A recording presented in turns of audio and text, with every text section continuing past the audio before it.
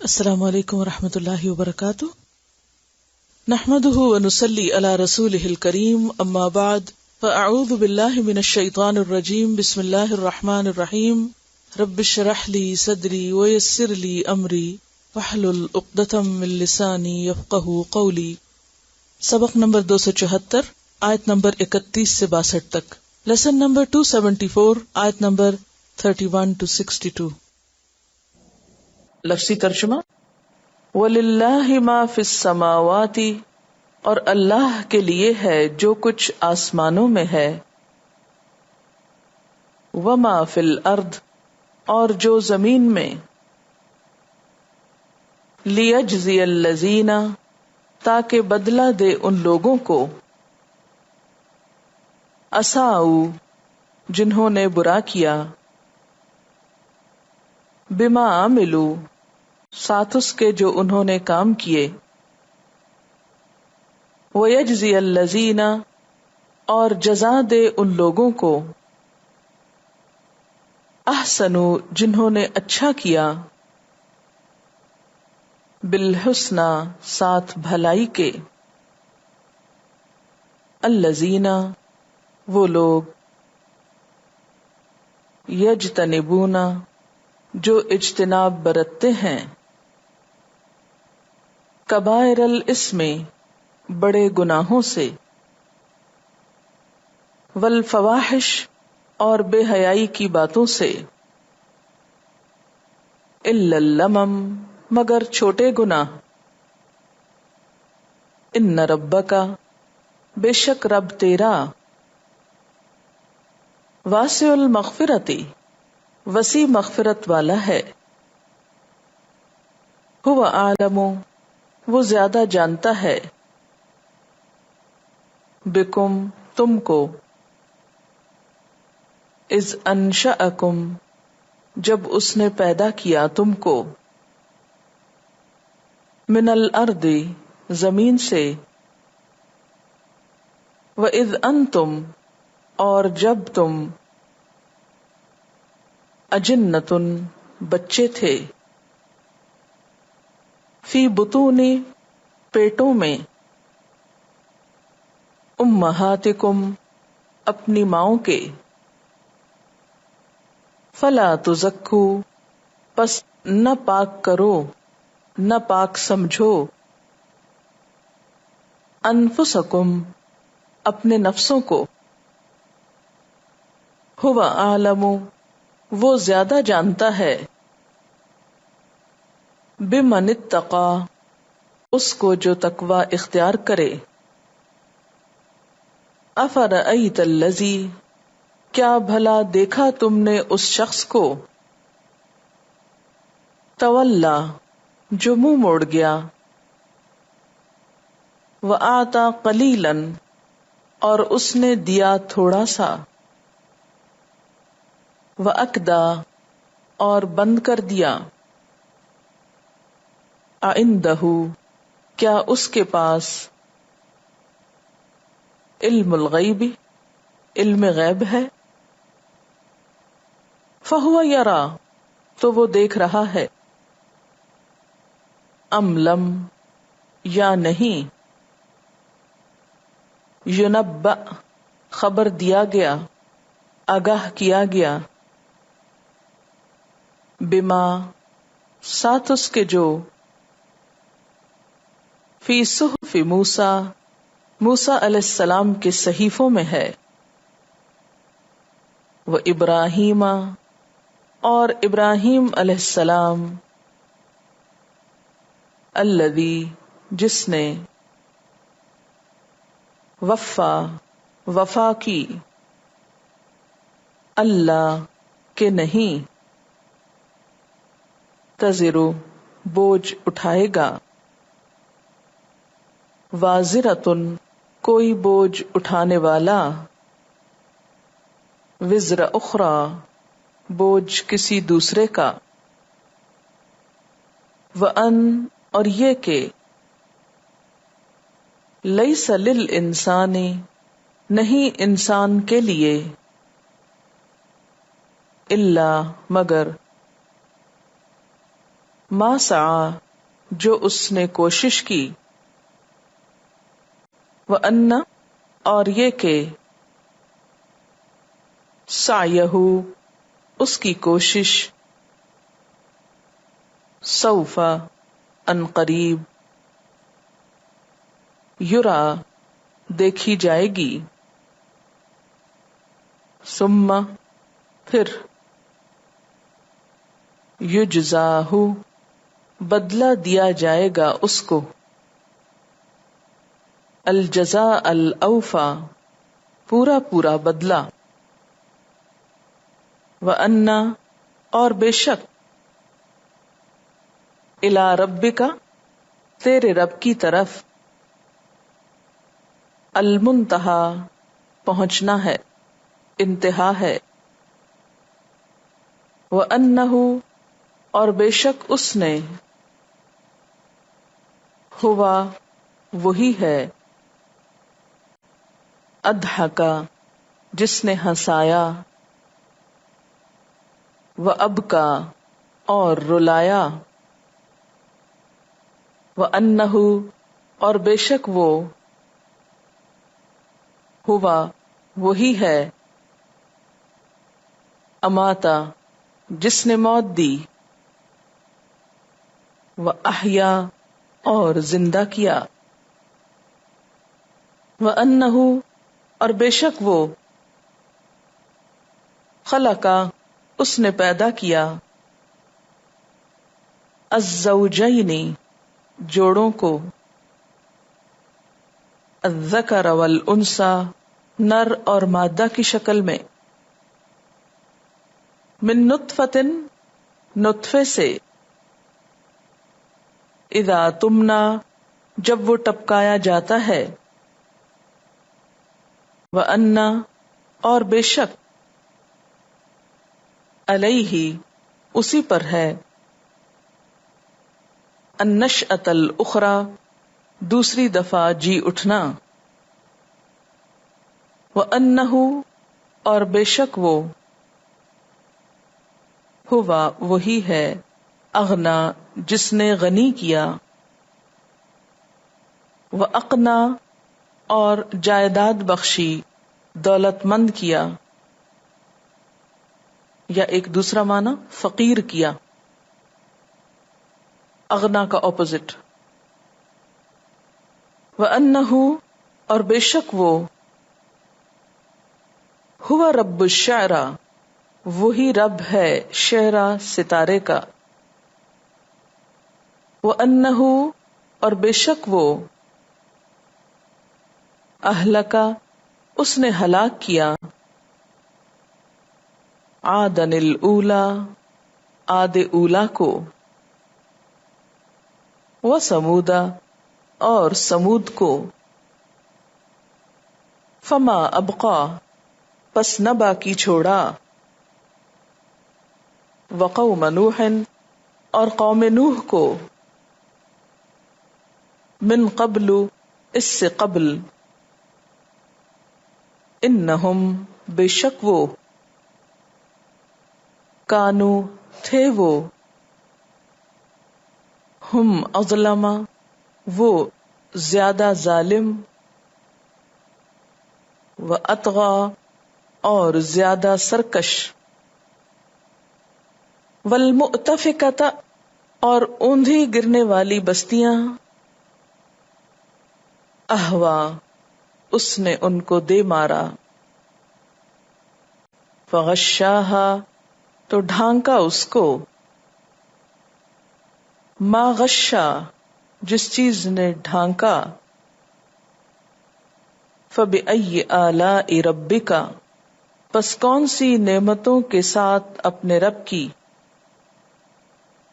یا پس ساتھ کون سی نعمتوں کے اپنے رب کی،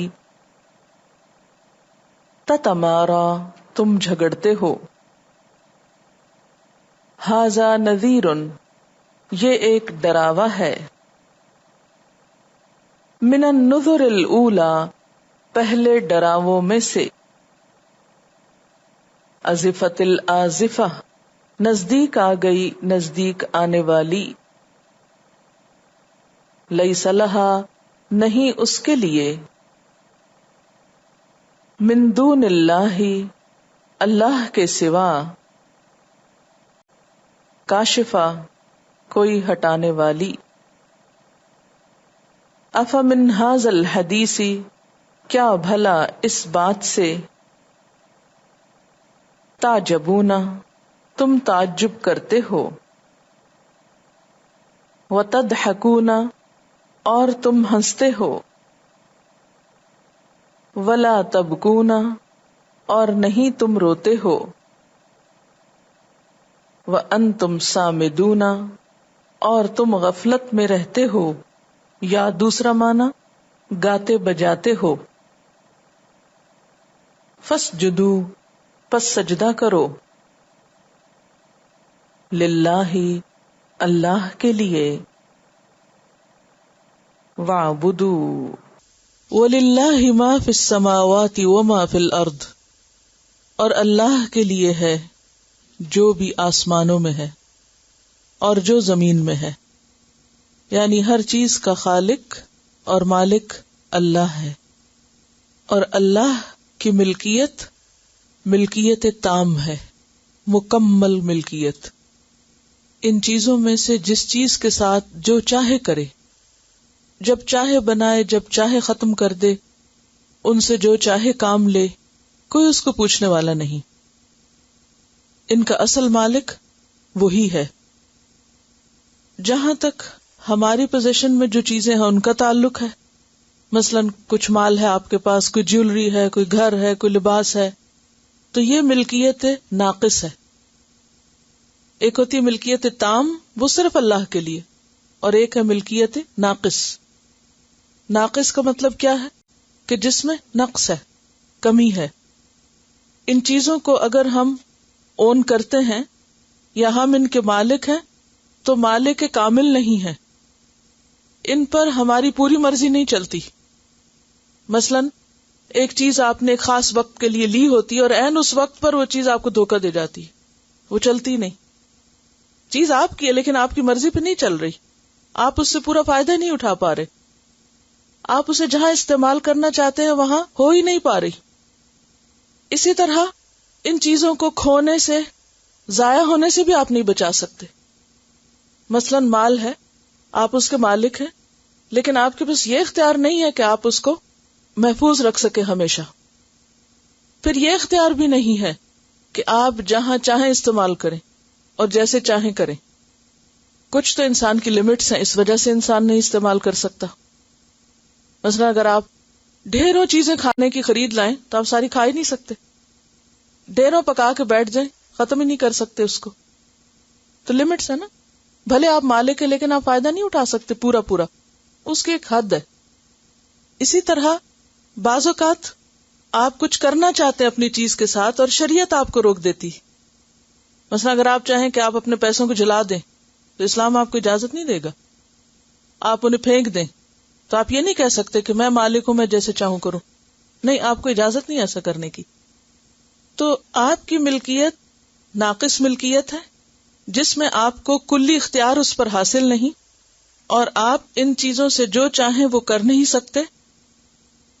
لیکن اللہ سبحانہ وتعالی ہر اس چیز کا جو آسمانوں میں ہے اور ہر وہ چیز جو زمین میں ہے اس کا پورا مالک ہے، اور ان چیزوں کے ساتھ جو چاہے کرے، اور ان چیزوں میں انسان بھی ہے۔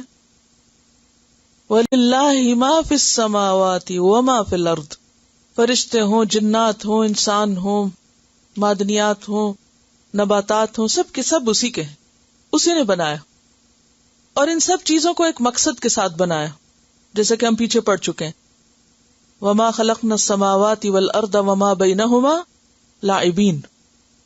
اسی طرح انسان کو بھی اس نے بامقصد بنایا، اور انسان کی زندگی کا بھی ایک اینڈ ہے۔ تو کس مقصد کے لیے بنایا؟ لِيَجْزِيَ الَّذِينَ أَسَاءُوا بِمَا عَمِلُوا، تاکہ بدلہ دے، جزا دے، کس کو؟ الَّذِينَ أَسَاءُوا، ان لوگوں کو جنہوں نے برا کیا۔ کیا بدلہ؟ بِمَا عَمِلُوا، جو بھی انہوں نے عمل کیے۔ وَيَجْزِيَ الَّذِينَ أَحْسَنُوا اور بدلہ دے ان لوگوں کو جنہوں نے اچھا کیا، بالحسنى عمدہ بدلہ، اچھا بدلہ. جزا کا لفظ جو ہے بدلے کے لیے آتا ہے، خیر کے لیے بھی اور شر کے لیے بھی. تو جزا کا کیا معنی ہے؟ خیر کے بدلے خیر اور شر کے بدلے شر، اس کو جزا کہتے ہیں. اب یہاں آپ دیکھیے کہ یہ کہا جا رہا ہے کہ برا کرنے والوں کے لیے بما عملو ہے، ٹھیک ہے، لیکن وَيَجْزِيَ الَّذِينَ أَحْسَنُوا بِمَا عَمِلُوا نہیں کہا. کیا کہا؟ بالحسنى. کیوں؟ اس لیے کہ برائی کا بدلہ تو ویسی ہی برائی، لیکن اچھائی کا بدلہ ایک کے بدلے میں کم از کم 10 اور زیادہ 70 گنا، 700 گنا، اور اس سے بھی جتنا چاہے اللہ بڑھا دے. تو حسنہ کیا ہے؟ افعال التفضیل کا صیغہ ہے، احسن کی مؤنث ہے، اور جمع کی وجہ سے یعنی اعمال کے جمع ہونے کی وجہ سے اس کی صفت جو ہے پھر وہ واحد مؤنث، یعنی بہترین بدلہ. اور احسنو کا مطلب کیا ہے؟ احسان کرنا، اچھا کرنا، حق سے بڑھ کر، یعنی خوبصورت طریقے سے کرنا، عمدہ طریقے سے کام کرنا. تو خلاصہ کیا ہے آیت کا؟ کہ آسمان اور زمین اور ان کے درمیان کی جو بھی چیزیں ہیں ان سب کو اللہ نے بنایا ہے، اور اللہ ہی ان کا مالک ہے، اور اللہ ہی نے انسان کو بنایا ہے. اور یہ سارا کریشن پلان جو ہے اس کا اصل مقصد کیا ہے؟ تاکہ انسان جیسی مخلوق کو پیدا کر کے اختیار دیا جائے اور پھر آخر میں ان کو ان کے اعمال کے مطابق اچھا یا برا بدلہ دیا جائے. اب آپ آسمان و زمین کی پوری تخلیق کو امیجن کریں، اس کی وسعتوں کو جتنا بھی آپ کا ذہن وسیع ہے اتنا لے آئیں اس میں، یعنی 7 آسمان ہیں اور پھر جو جو کچھ اللہ نے بنایا ہے، اور پھر زمین ہے اور زمین پر کیا کچھ مخلوق اللہ نے پیدا کی، اور یہ سب کچھ کس کے لیے بنایا؟ خلق لکم ما فی الارض جميعا. اور کم کو کس لیے بنایا؟ وما خلقت الجن والانس الا لیعبدون. ہم سب کو اللہ نے اپنی عبادت کے لیے بنایا. اب کیا ہوگا جب ہم سب اس زندگی کے اختتام کو پہنچیں گے؟ تو اس کے بعد ایک دن ہے یوم الدین، جس میں سب کو ان کا کیا پورا پورا دیا جائے گا. یہ بالکل ایسے ہی لگتا ہے نا، جیسے ایک چھوٹی سی مثال سے آپ سمجھ سکتے ہیں کہ جیسے ایک سٹیج بنتا ہے اور اس سٹیج پر مختلف لوگ آ کر کام کرتے ہیں، اور پھر and of the day awards دیے جاتے ہیں کہ کس کی پرفارمنس سب سے اچھی تھی، اس کے لیے بہترین ایوارڈ، اور کس کی اس سے کمتر اور کس کی پور، اور کس نے اپنا رول پلے ہی نہیں کیا صحیح طور پر. تو آپ دیکھیے کہ اس ساری کریشن پلان کا اصل مقصد کیا ہے؟ ہمارا ٹیسٹ. آسمان اور زمین اور سورج اور چاند ستارے یہ سب مل کر ہماری خدمت میں لگے ہوئے ہیں. ان سب چیزوں کے صحیح وقت پر کام کرنے سے ہمیں رزق روزی ملتی ہے، ہم سانس لے سکتے ہیں، ہم چل پھر سکتے ہیں، اور ہم اپنی مرضیاں کر سکتے ہیں. اگر ان میں سے ایک چیز بھی اپنا کام نہ کرے، سورج ہی اپنا کام نہ کرے، تو زندگی باقی نہیں رہ سکتی. زمین ہی اپنی حد کے اندر نہ رہے تو ہم زندہ نہیں رہ سکتے. تو یہ سب کچھ جو اللہ نے اپنے کنٹرول میں رکھا ہوا ہے، للہ ہی وہ مالک ہے اور اس کے کنٹرول میں ہے سب کچھ، تاکہ ہم آرام سے جو کرنا چاہتے ہیں کر لیں. اور پھر اس کرنے کے بعد خاتمہ نہیں ہے، جزا کا دن ہے، اور پھر اصل زندگی شروع ہوگی، جنت والے جنت میں اور جہنم والے جہنم میں. اور اس ساری کریشن کا مقصد، اس سارے پلان کا مقصد پورا ہو جائے گا کہ اللہ تعالی انسانوں میں سے ان بندوں کو چن رہا ہے، ان کو چھانٹ کر الگ کر رہا ہے کہ جو اس قابل ہوں کہ وہ اللہ کا انعام پا سکیں. لیکن ہم اس اصل مقصد اور اصل نقطے کو بھولے ہوئے ہیں. ہم کھا رہے ہیں، پی رہے ہیں، سب مزے کر رہے ہیں، جو دل میں آتا ہے کرتے ہیں، یہ سوچے بغیر یہ سب کچھ کیوں مجھے کرنے دیا جا رہا ہے، اور اس کا انجام اور اختتام کیا، اینڈ کیا ہے، اور اس کا ریزلٹ کیا ہے، نتیجہ کیا ہے. ہم سب کے لیے اس میں غور و فکر کا مقام ہے. کبھی آسمان کو دیکھ کر سوچا کریں کہ یہ اس لیے بنا کہ میرا امتحان ہو، یہ زمین اس لیے میرے پاؤں کے نیچے جمی کہ میرا امتحان ہو. یہ مختلف چیزوں کو استعمال کرنے کی طاقت اللہ نے مجھے اس لیے دی کہ میں کرتی کیا ہوں. میرے اٹھتے بیٹھتے چلتے پھرتے بولتے سوتے جاگتے لوگوں سے معاملہ کرتے ہر وقت فرشتے ساتھ لگے ہوئے جو ریکارڈ کر رہے ہیں کہ میں کر کیا رہی ہوں. اور اینڈ آف دا ڈے ان سب چیزوں کو سامنے رکھ کر نتیجہ ہاتھ میں پکڑا دیا جائے گا. لیکن کس قدر غافل ہے انسان کہ اس نتیجے سے بے خبر ہو کر صرف جانوروں کی طرح چل رہا ہے, سو رہا ہے, جاگ رہا ہے, چل رہا ہے, پھر رہا ہے اور انجام کو بھولا ہوا ہے. تلاوت ایسا لگتا ہے نا جیسے اللہ نے آسمان اور زمین کی ہر چیز کو پکڑ کے رکھا ہوا ہے کہ ذرا کرنے دو اس انسان کو جو یہ کر رہا ہے, تاکہ پھر اس کو اینڈ آف دا ڈے اس کے اعمال کا بدلہ دیا جا سکے.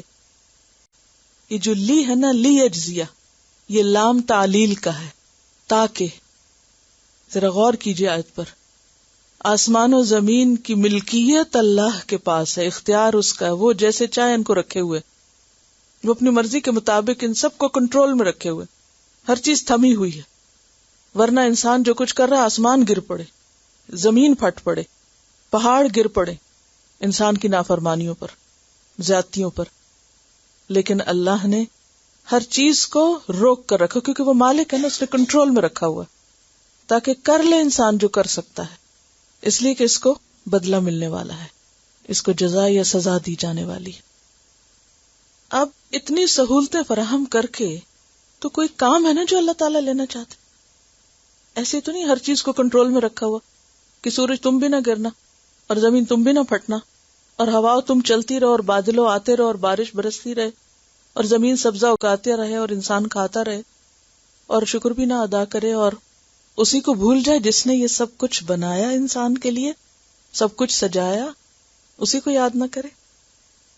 یعنی انسان کو اپنی مرضی اور اپنی کوشش کرنے کے لیے پورا ایک ماحول مہیا کر دیا گیا ہے, ہر چیز فراہم کر دی گئی ہے, اس کو عقل بھی دے دی گئی, اختیارات بھی, پھر جذبات, ہر ایک چیز متناسب بنا کے اس کو اب چھوڑ دیا گیا ہے اور ایک لمٹ رکھ دی گئی. اتنے سال, اتنے مہینے, اتنے دن, اتنے گھنٹے, جو کرنا ہے کر لو.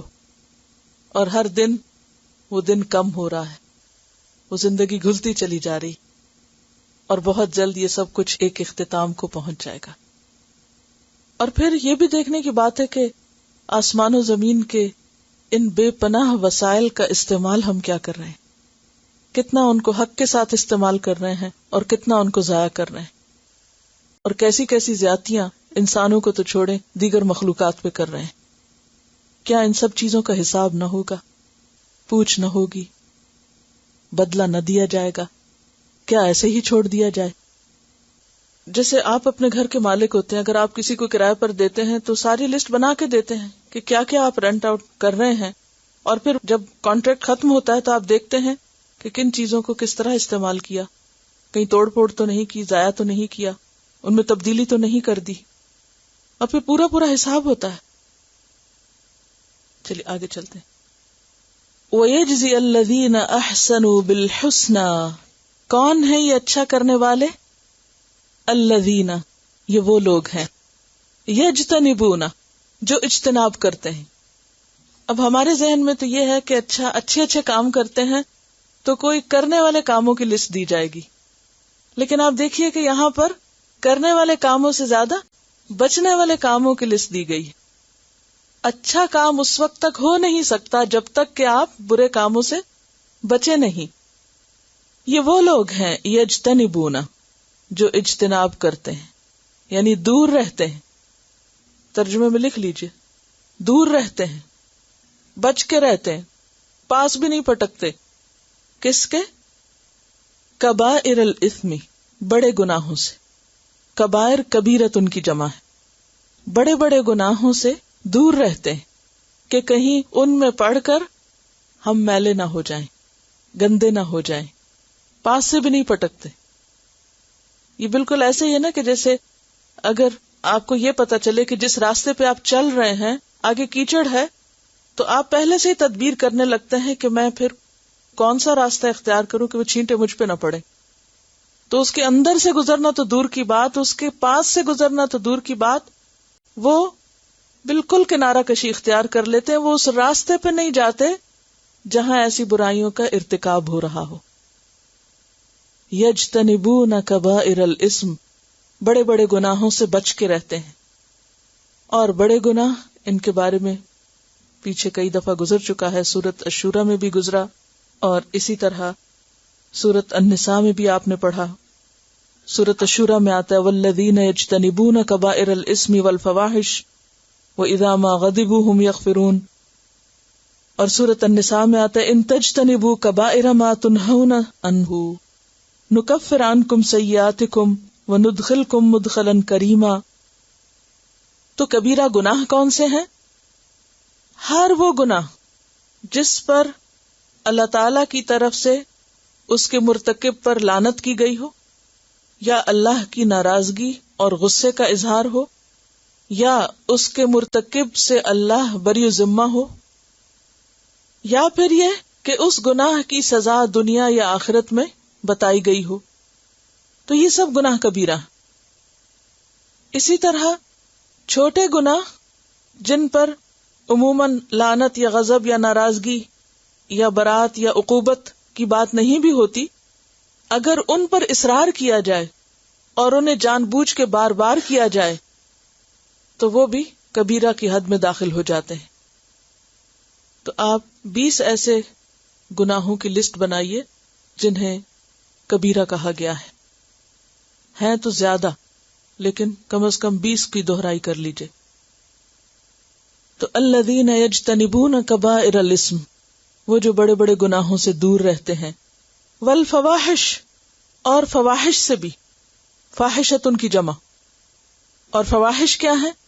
بے حیائی کی باتیں، کھلی برائیاں. قرآن پاک میں زنا کے لیے فاحشہ کا لفظ آتا ہے.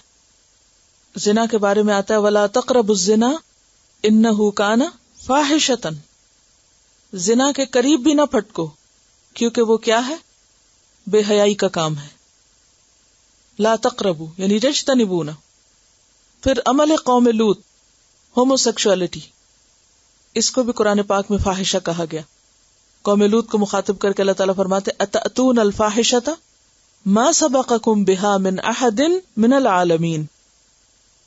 پھر اسی طرح محرمات سے نکاح، اسے بھی فاحشہ قرار دیا گیا. ولا تنکحوا ما نکح آباءکم من النساء الا ما قد سلف انہ کان فاحشۃ ومقتا وساء سبیلا. الا اللمم، مگر تھوڑی سی چیز، یعنی کبائر نہیں بلکہ صغیرہ میں سے کوئی اکا دکا گناہ، کیونکہ انسان فرشتہ تو ہے نہیں، غلطی تو اس سے ہوگی. تو وہ لوگ جن سے چھوٹے چھوٹے گناہ ہو جاتے ہیں. لمم کا تعلق فواحش سے بھی ہے اور لمم کا تعلق اسم سے بھی ہے، کبائر سے بھی ہے. اور لمم کہتے ہیں کسی چیز کی چھوٹی سی مقدار، تھوڑی سی مقدار.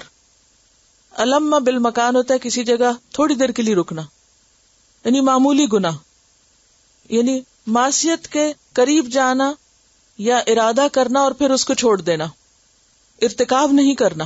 جیسے کسی نامحرم کو بار بار دیکھنا جو ہے وہ گناہ پر اصرار ہے، اور آخری حد کو پہنچنا کبیرہ گناہ کا ارتکاب ہے. اسی طرح بے حیائی کے اور جو بھی کام ہے تو ان کا جو آغاز ہے وہ لمم ہے، لیکن اس پر اصرار کبیرہ میں داخل ہو جاتا ہے. یعنی اکا دکا کہیں انسان سے غلطی ہوئی اور پھر انسان پلٹ گیا، اس راستے کو چھوڑ گیا، اسے اختیار نہیں کیا. تو الذین یجتنبون کبائر الاثم والفواحش الا اللمم ان ربک واسع المغفرہ، بے شک تیرا رب وسیع مغفرت کرنے والا ہے، بہت زیادہ بخشش کرنے والا ہے. مغفرت کیا ہوتی ہے؟ ستر الذنب والتجاوز عنہ، گناہ کو ڈھانپنا اور اس سے تجاوز کرنا. یعنی ایسے لوگ جن سے چھوٹی موٹی برائیاں ہوتی رہیں، یا انسان ہونے کے ناطے ان سے کوئی بڑی برائی ہو گئی، پھر وہ پلٹ آئے، گناہ چھوڑ دیا، بخشش مانگی، تو اللہ تعالیٰ ان کو بخشنے والا ہے. وہ جس کو چاہے بخش دے، جب چاہے بخش دے. اور بخشش کیا ہے؟ کہ انسان کے گناہوں کو ڈھانپ دے، دنیا میں بھی اور آخرت میں بھی. یعنی لوگوں کو پتہ نہ چلے، لوگوں سے چھپا دے، کیونکہ گناہ عیب ہے نا، تو ان عیبوں پر پردہ ڈال دے. اور مغفرت کا لفظ جو ہے یہ مغفر سے ہے، اور مغفر کیا ہوتا ہے؟ جیسے ہیلمٹ ہوتا ہے، جنگ میں پہنا کرتے تھے لوگ لوہے کی ٹوپی، کہ جس کی وجہ سے تیر اور ایسی چیزیں سر کو نہیں لگتی تھی، سر بچ جاتا تھا. کیونکہ سر ایسی جگہ اگر اس کو کوئی چوٹ لگ جائے تو پھر انسان کی جان کو خطرہ ہوتا ہے. تو جس طرح مغفر جو ہے وہ نقصان دہ چیزوں سے سر کو بچاتا ہے، جیسے ہیلمٹ ہے وہ سر کو چوٹ لگنے سے یا سر کو نقصان پہنچنے سے بچاتا ہے، تو اسی طرح مغفرت انسان کی عزت کو بچانے والی ہے. اللہ کی طرف سے ایک خاص انعام ہے کہ انسان دنیا میں اپنے گناہوں کی وجہ سے رسوا نہیں ہوتا، اور آخرت میں اللہ تعالیٰ اس کو معاف کر دیتا ہے. اور قیامت کے دن اللہ تعالیٰ کیا فرمائے گا؟ قد سترتها علیک فی الدنیا، میں نے دنیا میں بھی تیرا یہ گناہ چھپایا تھا. وانا اغفرها لک اليوم، اور میں اس کو آج بھی تیرے لیے بخش رہا ہوں. یہ ہے واسع المغفرہ، کہ اس کی مغفرت صرف آخرت میں نہیں بلکہ دنیا میں بھی ہے. کیونکہ کبیرہ گناہ ایسے ہیں کہ جن پر انسان کو دنیا میں بھی سزا ہو سکتی ہے.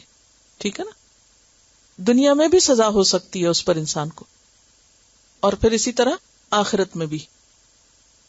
تو جب اللہ تعالیٰ دنیا میں انسان کو سزا سے بچاتا ہے اور رسوائی سے بچاتا ہے، تو اسی طرح آخرت میں بھی بچائے گا. اس کی مغفرت بہت وسیع ہے.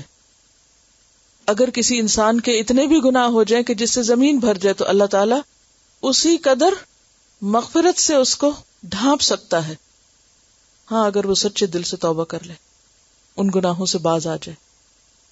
کیونکہ گناہوں پر اصرار انسان کے لیے ہلاکت خیز ہے، نقصان دہ ہے. جو ہی احساس ہو انسان کو یہ چیز ٹھیک نہیں، غلط ہے، تو فوراً پلٹ جائے، توبہ کر لے. ہاں، یہ یاد رہے کہ اللہ تعالیٰ شرک کا گناہ معاف نہیں کریں گے.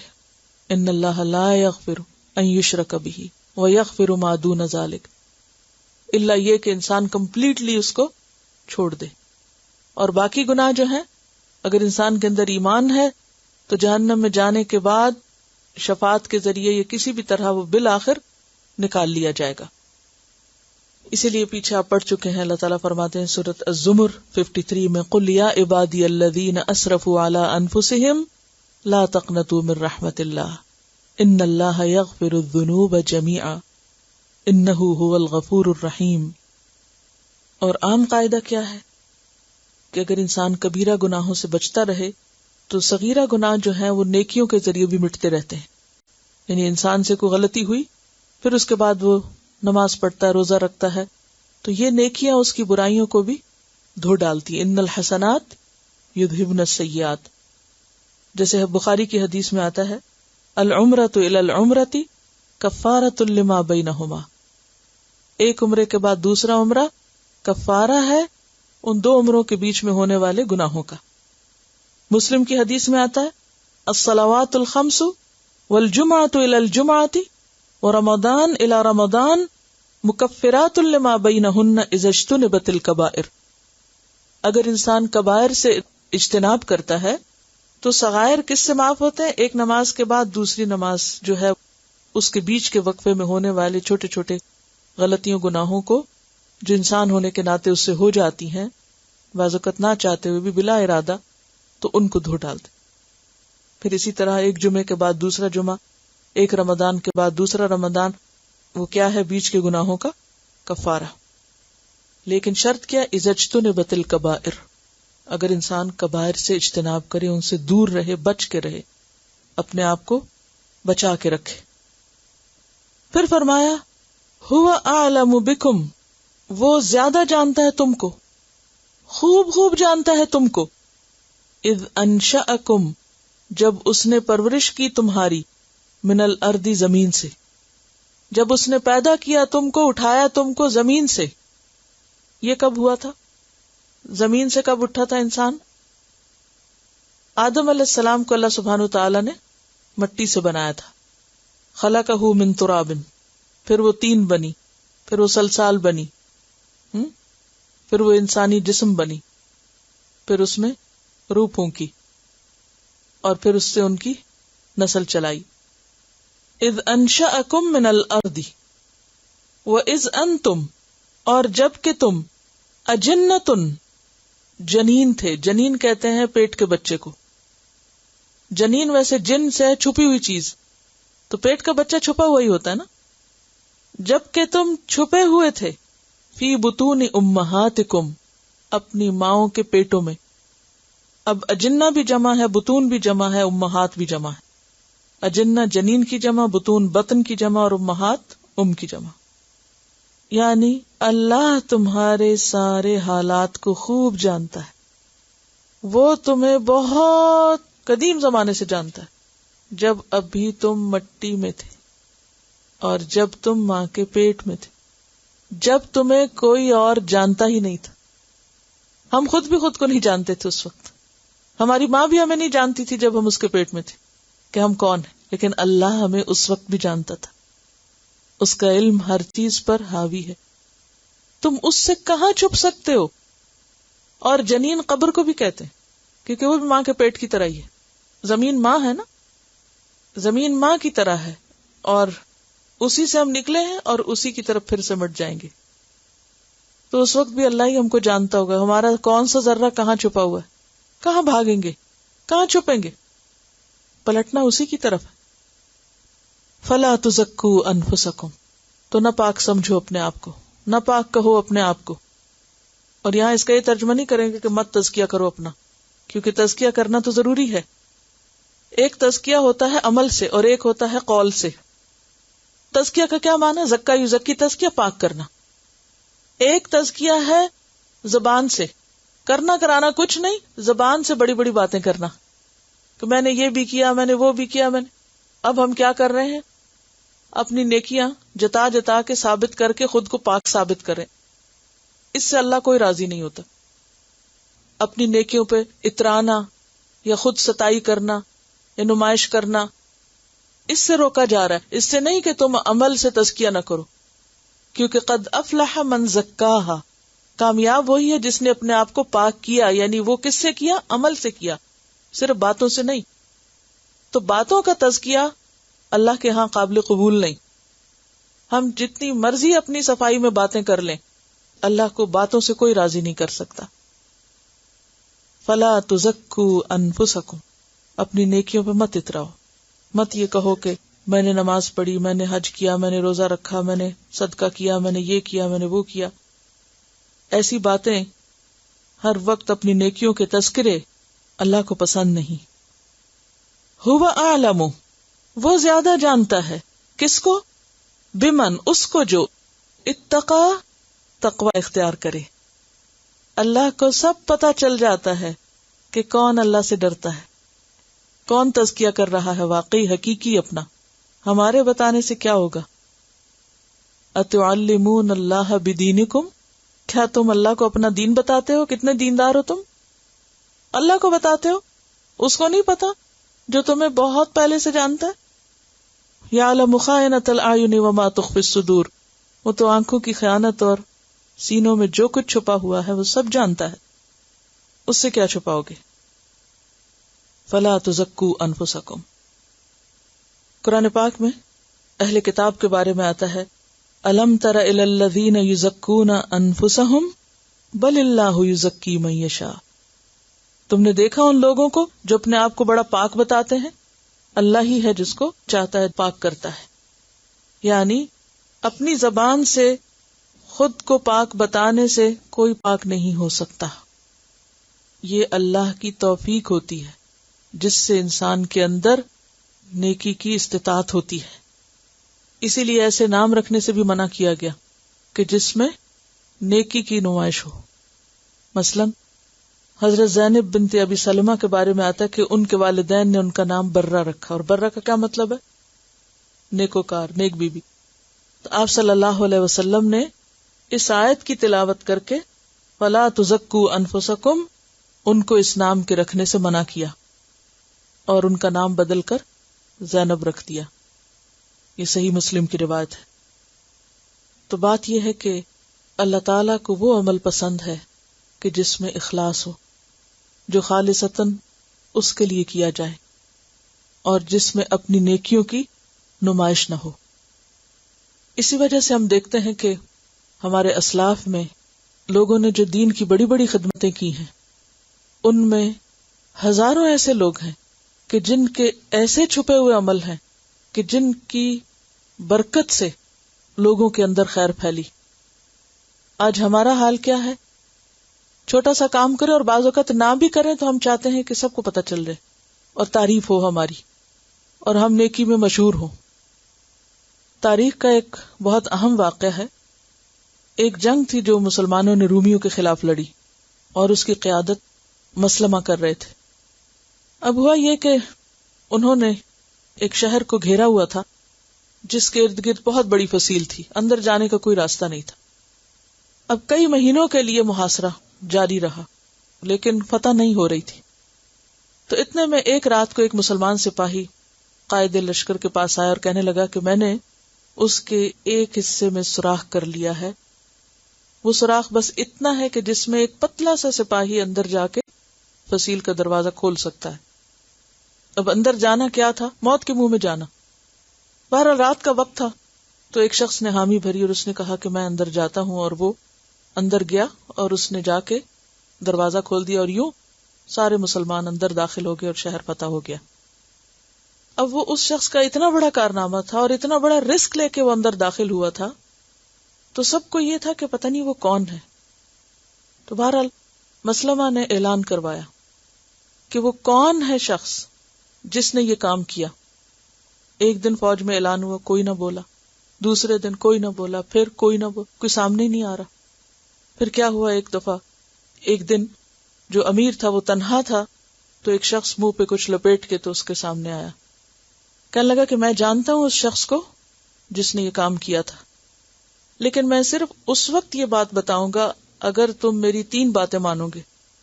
نمبر 1 یہ کہ اس کو اس کام کا کوئی صلہ نہ دیا جائے. نمبر 2 اسے دوبارہ نہ بلایا جائے. نمبر 3 اس کا نام نہ پوچھا جائے. تو اس نے کہا کہ ٹھیک ہے میں مانتا ہوں. اس نے وہ ڈھاٹا اتارا اور اس نے کہا یہ میں ہوں، اور یہ کہہ کے فوراً واپس چلا گیا، کیونکہ وہ وعدہ کر چکا تھا کہ امیر لشکر اسے دوبارہ نہیں بلائے گا، نہ اس کے بارے میں کسی کو بتائے گا، نہ اس پر وہ اس سے کوئی اجر دے گا. اور پھر وہ دوبارہ غائب ہو گیا وہ شخص، کیونکہ وہ اس کام کا اجر اور صلہ صرف اللہ سے لینا چاہتا تھا. وہ یہ بتانا ہی نہیں چاہتا تھا کہ میں کون ہوں، کیونکہ اسے بندوں سے کچھ نہیں چاہیے تھا. ایسے ہی لوگوں کی قربانیاں اور ایسے ہی لوگوں کے کام دنیا والوں کے لیے برکت اور خیر اور عافیت کا ذریعہ بنے.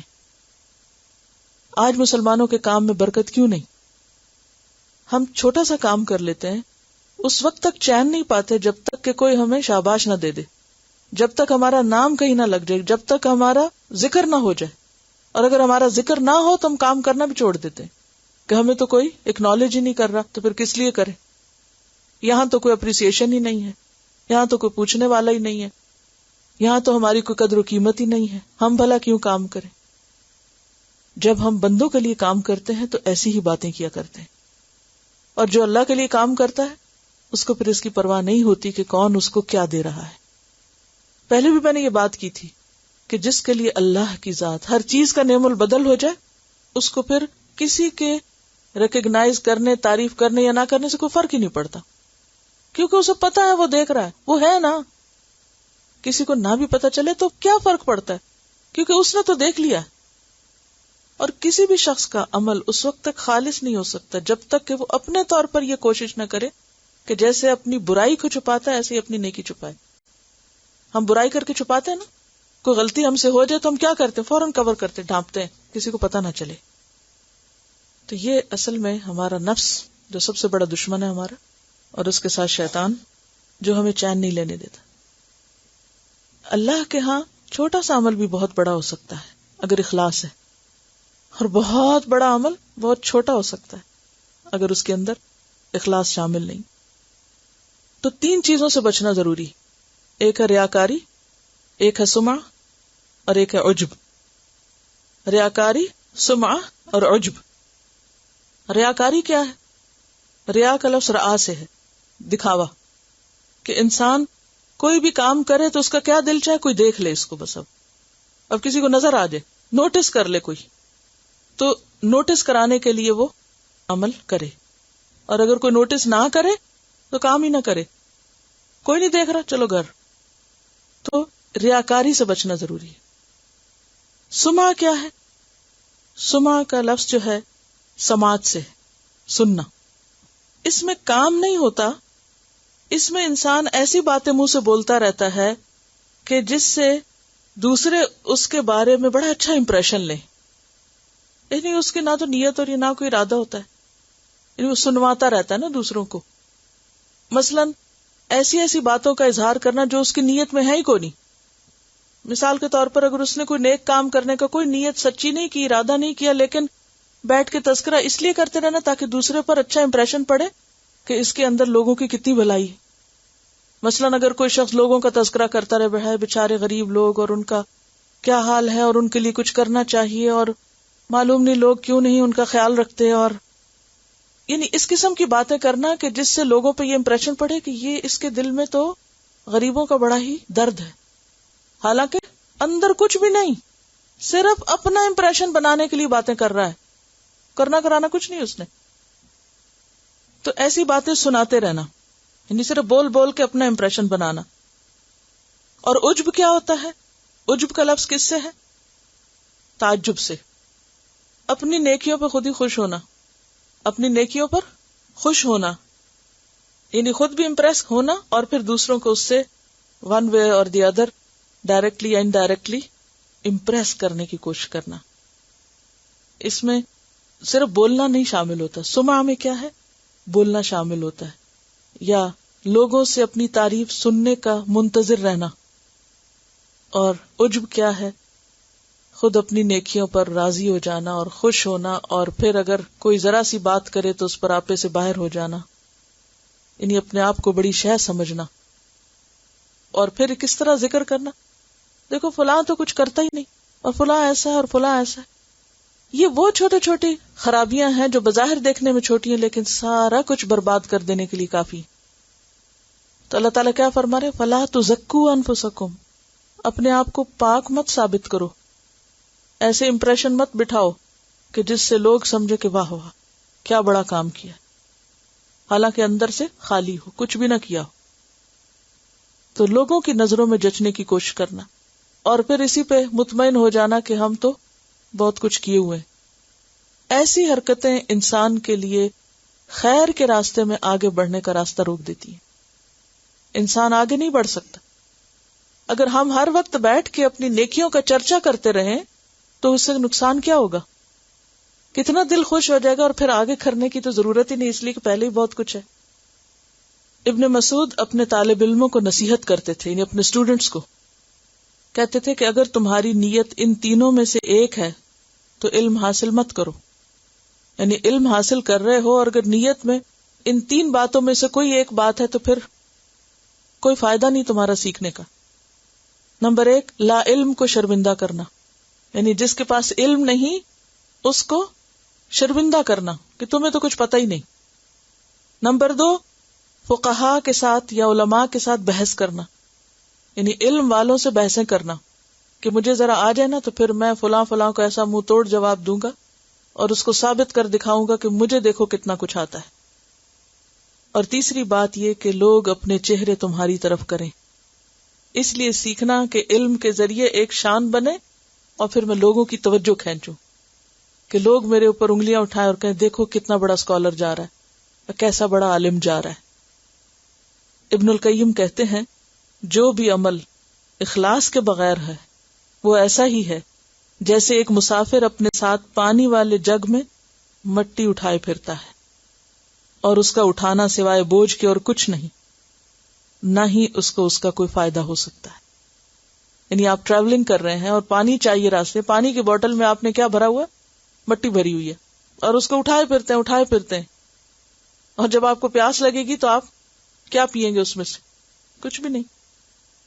تو یہ جو اپنے منہ میاں مٹھو بننا ہے، بڑی بڑی باتیں کرنا اپنی نیکیوں کی، یہ چیز انسان کو نقصان دیتی ہے، کیونکہ اللہ کو تو سب تقویٰ کے حال پتہ ہے، دلوں میں کیا ہے وہ سب جان، وسوسہ ڈالتا ہے نا شیطان نیکی کے کام سے روکنے کے لیے، وہ ایک منفی بات ہے۔ کل کی بات کا کانٹیکسٹ یہ تھا کہ اگر کوئی ہم سے پوچھتا ہے کہ ہم کیا کرتے ہیں تو ہم یہ بتانے میں تو بڑی خوشی محسوس کرتے ہیں کہ ہم کوئی لینگویج کورس کر رہے ہیں یا ہم کوئی دنیا کی کوئی پڑھائی کر رہے ہیں یا کر چکے ہیں، لیکن جب قرآن کے بارے میں بتانے کی بات آتی ہے تو ہمیں اندر اندر سے ایک شرمندگی سی ہوتی ہے، وہ نہیں ہونی چاہیے، اس پر اطمینان اور اعتماد ہونا چاہیے اور لوگوں کو دعوت بھی دینی چاہیے۔ لیکن جو چیز ناپسندیدہ ہو سکتی ہے اس میں وہ یہ، جیسے ابھی ابن مسعود کی اپنے طالب علموں کو نصیحت کہ لوگوں کو یہ ثابت کرنا کہ مجھے بہت کچھ آتا ہے اور ان کی ہر بات ٹوکنا اور کاٹنا اور ان کی ہر بات میں کوئی نہ کوئی ضرور مشورہ دینا اور بے موقع تبلیغ کرنا۔ جیسے عام طور پر کیا ہوتا ہے کہ رمضان میں لوگ قرآن سنتے ہیں، پڑھتے ہیں، کچھ نہ کچھ سیکھتے ہیں، پھر نیا نیا جذبہ تازہ ہوتا ہے، پھر عید کے موقع پر ملاقاتیں ہوتی ہیں، پھر ہر ایک کے اوپر بیٹھ کے تو تنقیدیں شروع کر دیتے ہیں، فلاں ایسا اور فلاں ایسا ہے، کیونکہ ہمیں نیا نیا علم ملا ہوتا ہے تو پھر ہمارے اندر وہ سماتا نہیں اور ہم ہر ایک کو حلال حرام کے فتوے بھی دینا شروع کر دیتے ہیں۔ تو بات یہ ہے کہ دین کا سیکھنا یہ بھی فرض ہے، سکھانا بھی فرض ہے، پھیلانا بھی، لوگوں کو اس طرف دعوت دینا، یہ سب کام ضروری، یہ بول کر ہی بتائے جائیں گے اور اس میں کوئی ریاکاری کی غرض سے نہیں بول کے بتائے جائیں گے۔ یہاں جس چیز سے منع کیا جا رہا ہے نا وہ اس کانٹیکس میں ہے کہ انسان کرے کچھ نہیں اور امپریشن بنانے کے لیے باتیں بنائے یا اپنے دل میں خوش رہے، جس سے نیکیوں کا دروازہ جو ہے وہ بند ہو جائے، اور کچھ چھوٹا موٹا کسی کی خدمت کر دے یا کوئی کام کر دے تو اس کو زمانے بھر میں مشہور کرے۔ اب کیا ہوتا ہے، مثلا اگر ہم کسی کے ساتھ تھوڑا سا بھی احسان کر دیتے ہیں نا تو پھر ہمیں چین نہیں آتا جب تک ہم کسی سے ذکر نہ کر بیٹھے۔ اب یہاں پر جس سپاہی کی میں نے آپ کو مثال دی ہے، اس نے کیا کہا کہ میرا نام نہ کسی کو پتا چلے، مجھے آپ دوبارہ نہ بلائیں، مجھے اس پر انعام نہ دیں، لا نرید منکم جزاء ولا شکورا۔ ہم اپنے اعمال کو اس روشنی میں دیکھیں کہ اگر ہم کسی کے ساتھ کچھ بھی کرتے ہیں تو اس کو کتنا سمیٹ سکتے ہیں، کہاں تک اس کو اپنے اس عمل کو چھپا سکتے ہیں۔ بعض اوقات یہ نہیں ہوتا کہ ہم زبانی بول کے کہتے ہیں ہم نے فلاں کے ساتھ یہ کیا تھا، بلکہ کیا کرتے ہیں، کوئی ایسے گھما پھرا کے باتیں کریں گے کہ جس سے وہ جو اصل نیت اور مقصد ہے وہ پورا ہو جائے، لیکن بظاہر پھر اور بھی اچھے بنے رہے کہ جیسے ہم کو احسان نہیں جتا رہے، حالانکہ وہ بھی ایک چھپا ہوا احسان جتانا ہی ہوتا ہے۔ یعنی اصل بات یہ ہے کہ اپنے اندر کتنا اخلاص ہے ہمارے، یہ ہم باہر کسی سے نہیں پوچھ سکتے، ہم اپنے آپ سے ہی پوچھیں کہ میرے اندر نیکی کو چھپانے کا یا چھپا کر کرنے کا، یا نیکی ہو جائے تو اس کے چھپے رہنے کا کتنا شوق ہے، کیا اسی درجے میں جتنا برائی ہو جائے تو اس کے چھپانے، کیونکہ مغفرت کے معنی میں کیا آتا ہے کہ اللہ ہمارے عیب ڈھانپ دے، تو اسی طرح کیا ہم کسی کے ساتھ احسان کر کے، نیکی کر کے اس کو ڈھانپنے کی کوشش کرتے ہیں اور اس کے کھلنے کو ناپسند کرتے ہیں، یا اس پر خوش ہوتے ہیں؟ کھلنے پہ خوش ہوتے ہیں یا چھپانے پہ خوش ہوتے ہیں؟ ہمارا ایٹیٹیوڈ کیا تھا؟ قدرتی بات ہے، بعض اوقات ہم چھپا کے کام کرتے ہیں، چھپانا ہی چاہتے ہیں، لیکن وہ کسی نہ کسی طرح کھل جاتا ہے، کیونکہ نیکی کی اپنی ایک خوشبو ہوتی ہے، آپ نہ بھی چاہیں تو وہ کسی نہ کسی طرح کہیں نہ کہیں سے لیک آؤٹ ہو ہی جاتی ہے۔ اسی طرح برائی کا اپنا ایک اثر ہوتا ہے، لیکن وہ تو ایک بات کی بات ہے نا، وہ تو آپ کے بس میں نہیں ہے، آپ نے اس لیے نہیں کیا تھا کہ آپ کسی سے تعریف چاہیں، لیکن وہ کیا ہوا جب آپ نے کیا تو وہ لوگ آپ کے چاہنے کے بغیر شروع ہو گئے۔ اب آپ ان کو تو نہیں روک سکتے۔ حضرت ابو ہریرہ نے یہی بات آپ سے پوچھی تھی تو آپ نے فرمایا یہ مومن کو جلد ملنے والی خوشخبری، وہ آپ کی کوشش کے بغیر آپ کو پلٹ کے فیڈ بیک مل گئی۔ اور ایک کیا ہے کہ انسان تھوڑا سا کر کے پھر چاروں طرف کان لگائے، نگاہیں دوڑائے کہ اچھا اب دوسرے کیا کر رہے ہیں، کیا ان کا ری ایکشن ہے، اس کے بعد اب مجھے کیا سمجھیں گے۔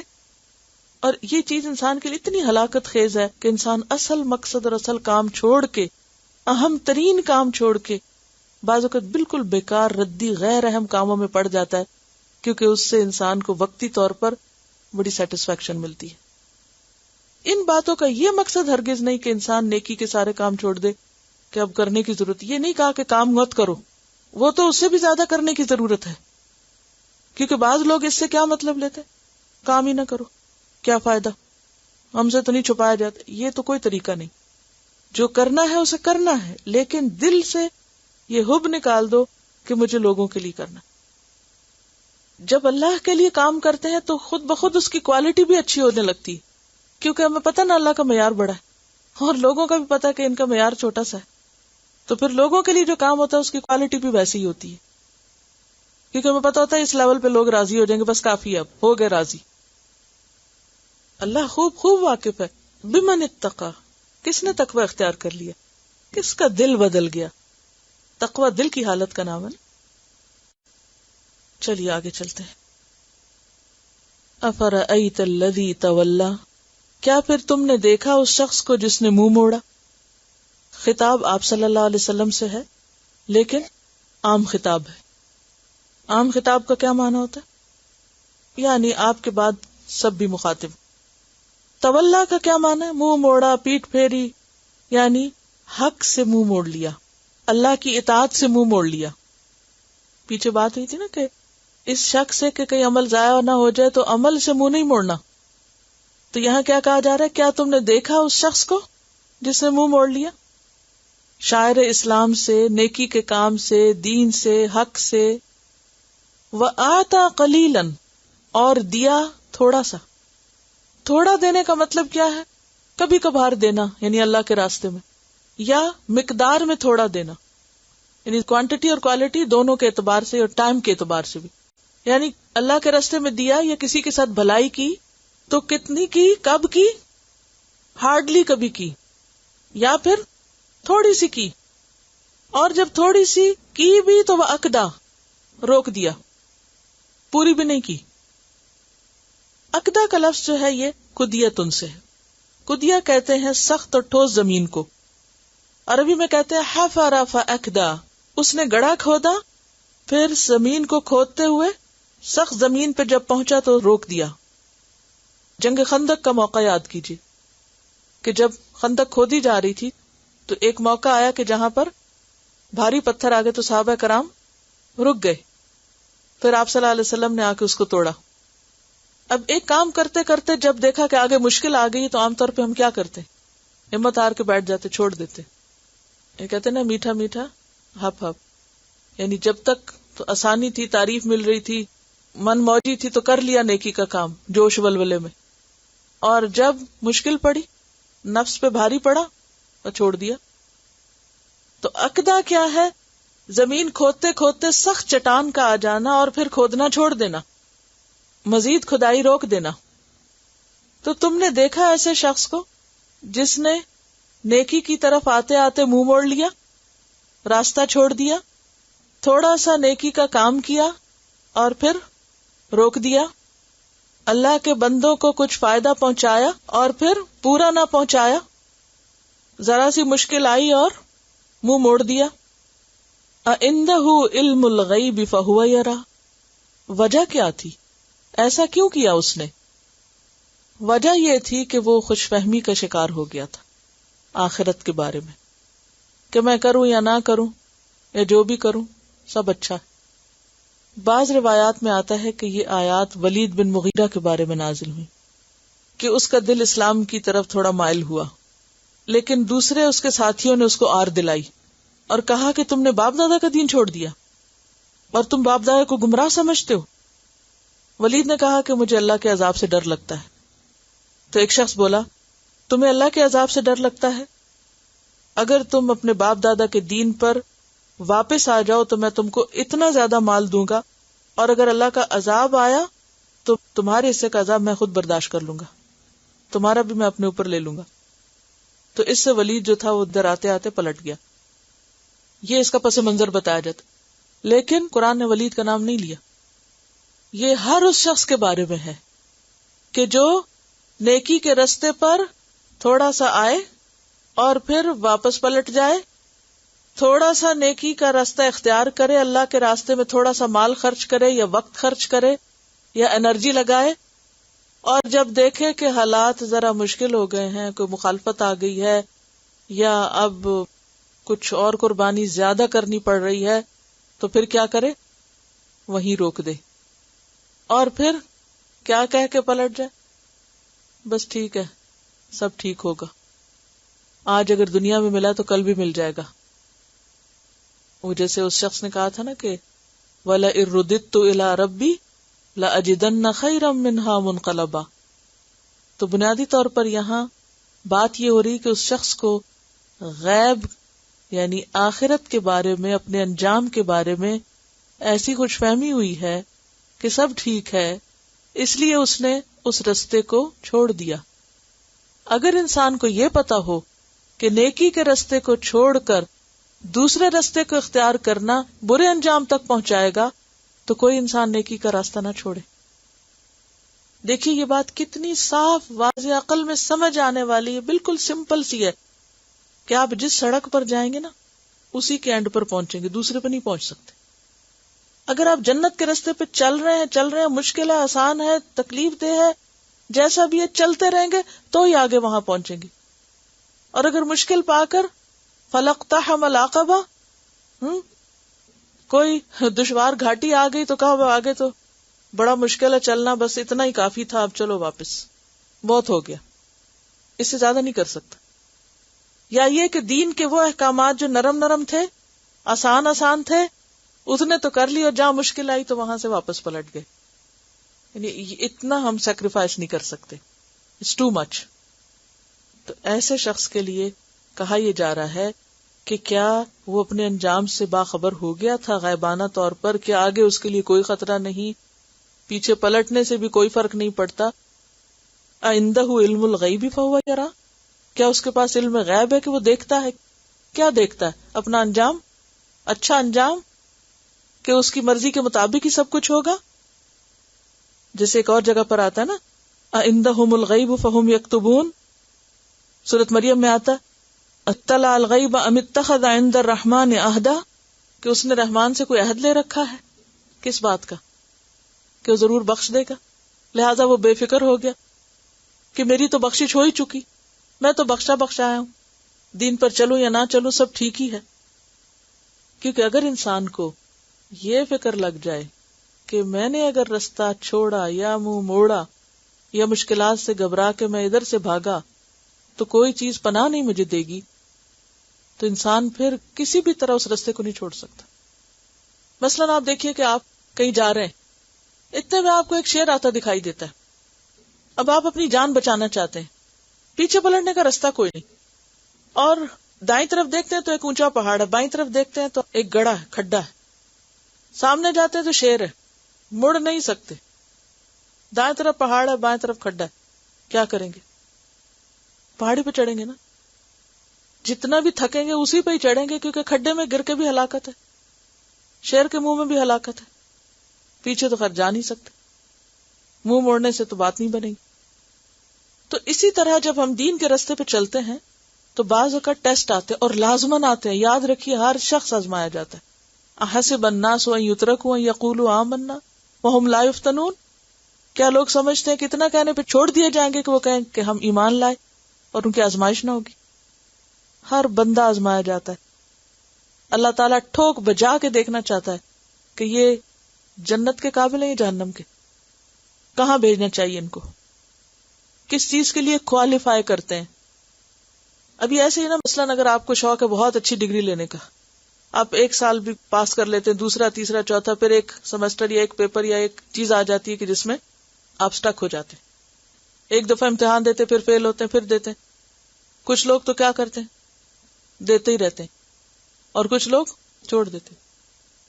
میں ایک میڈیکل کے ایسے اسٹوڈنٹ کو جانتی ہوں کہ جو ایک پیپر میں کامیاب نہیں ہوا اور اس نے ساری ڈگری چھوڑ دی، کئی سالوں کی محنت، کتنا پیسہ اور وقت لگا، سب کچھ چھوڑ کے کاروبار شروع کر دیا، تو مجھ سے یہ پیپر نہیں پاس ہوتا، میں نہیں کر سکتا۔ تو یہ ساری زندگی ہماری ٹیسٹ ہے بے شمار ٹیسٹ ہیں اس میں، اور اگر آخری ٹیسٹ پہ بھی جا کے اگر ہم یہ کہتے ہیں نا یہ نہیں مجھ سے ہوتا اور یہ تو میں پاس کر ہی نہیں سکتا، بس یہ کام نہیں مجھ سے ہو سکتا، گیا کام ختم، پچھلا بھی سارا ضائع ہو جائے گا. تو اس لیے بے حد ضروری ہے کہ انسان جس راستے پہ چلا ہے چلتا رہے کیسا بھی ہو، کتنی بھی مشکلات ہو، چلتا رہے. اب دوبارہ دیکھیے، افرأیت الذی تولی، دیکھا تم نے ایسے شخص کو؟ غور تو کرو، جو سیدھے راستے پہ چلا تھا پھر منہ موڑ گیا، اس راستے کو چھوڑ گیا، بہت مشکل. وَأَعْطَى قَلِيلًا، تھوڑا سا کام کیا، وَأَكْدَى، پھر روک دیا. کیوں روکا؟ أَعِندَهُ عِلْمُ الْغَيْبِ فَهُوَ يَرَى أَمْ لَمْ يُنَبَّأْ، کیا وہ نہیں بتایا گیا تھا، کیا اس کو نہیں خبر دی گئی تھی؟ بِمَا فِي صُحُفِ موسیٰ، جو موسیٰ کے صحیفوں میں ہے. کون سے صحیفے موسیٰ علیہ السلام کے؟ تورات. وَإِبْرَاهِيمَ، اور ابراہیم علیہ السلام کے. الَّذِي وَفَّى، وہ جس نے وفا کا حق ادا کر دیا، جس نے منہ نہیں موڑا، واپس نہیں پلٹے، جیسے بھی امتحان آئے ہر ٹیسٹ کو پاس کیا، اینڈ تک حق ادا پورا دی. وفا کس کو کہتے؟ کسی چیز کا پورا حق دینا، ہر مشکل میں کامیاب ہوئے. سورۃ البقرہ آیت 124 میں آتا نا، وَإِذِ ابْتَلَىٰ إِبْرَاهِيمَ رَبُّهُ بِكَلِمَاتٍ فَأَتَمَّهُنَّ، توحید کا اعلان کر بیٹھے تھے تو نمرود نے آگ کا الاؤ تیار کرا دیا. اب وہ اس وقت کیا کر سکتے تھے؟ مثلا دو آپشن تھی نا، ایک تو یہ کہ اس میں کود جاتے، اور ایک یہ تولا، منہ موڑ جاتے. کیا کیا انہوں نے؟ کود گئے. کتنی بڑی مثال ہے. دوسری مثال، جب بیٹے کو ذبح کرنے کا وقت آیا تو ایک یہ تھا کہ کوئی نہ کوئی کہتے خواب ہے، کوئی بہانہ کر کے ادھر ادھر ہو جاتے. ہمیں جب کوئی کام نہیں کرنا ہوتا تو ہم کوئی تعویل کر لیتے ہیں نا، اور کوئی نہ کوئی اپنے اندر ایسا عذر تراش کر لیتے ہیں اور کہتے ہیں کوئی فرق نہیں پڑتا، اللہ معاف کر دے گا، کام چھوڑ دیتے ہیں. لیکن انہوں نے کیا کیا؟ چھری پھیر دی چھری. تو یہ اللہ کا انعام تھا کہ دونوں امتحانوں میں دنیا میں بھی سرخرو کر دیا.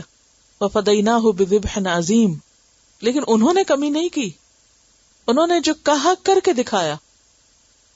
وَإِبْرَاهِيمَ الَّذِي وَفَّى، یہاں آپ دیکھ رہے ہیں کہ موسیٰ علیہ السلام کا ذکر پہلے ہے، ابراہیم علیہ السلام کا بعد میں، کیونکہ موسیٰ علیہ السلام کی جو کتاب ہے وہ تورات، وہ زیادہ بڑی بھی ہے اور قرآن پاک کے بعد سب سے بڑی کتاب ہے اور موجود بھی ہے، خواہ تحریف بھی ہے.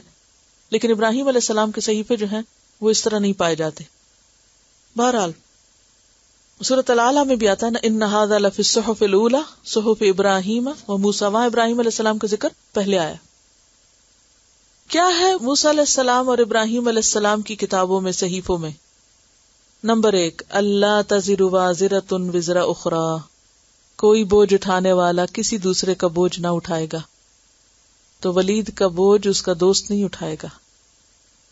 تو بعض اوقات لوگ ہمیں بھٹکاتے ہیں نا، چھوڑو میری خاطر یہ کام کر لو، یہ گناہ میرے ذمہ ڈال دینا، یہ میں بھگت لوں گی تمہاری جگہ.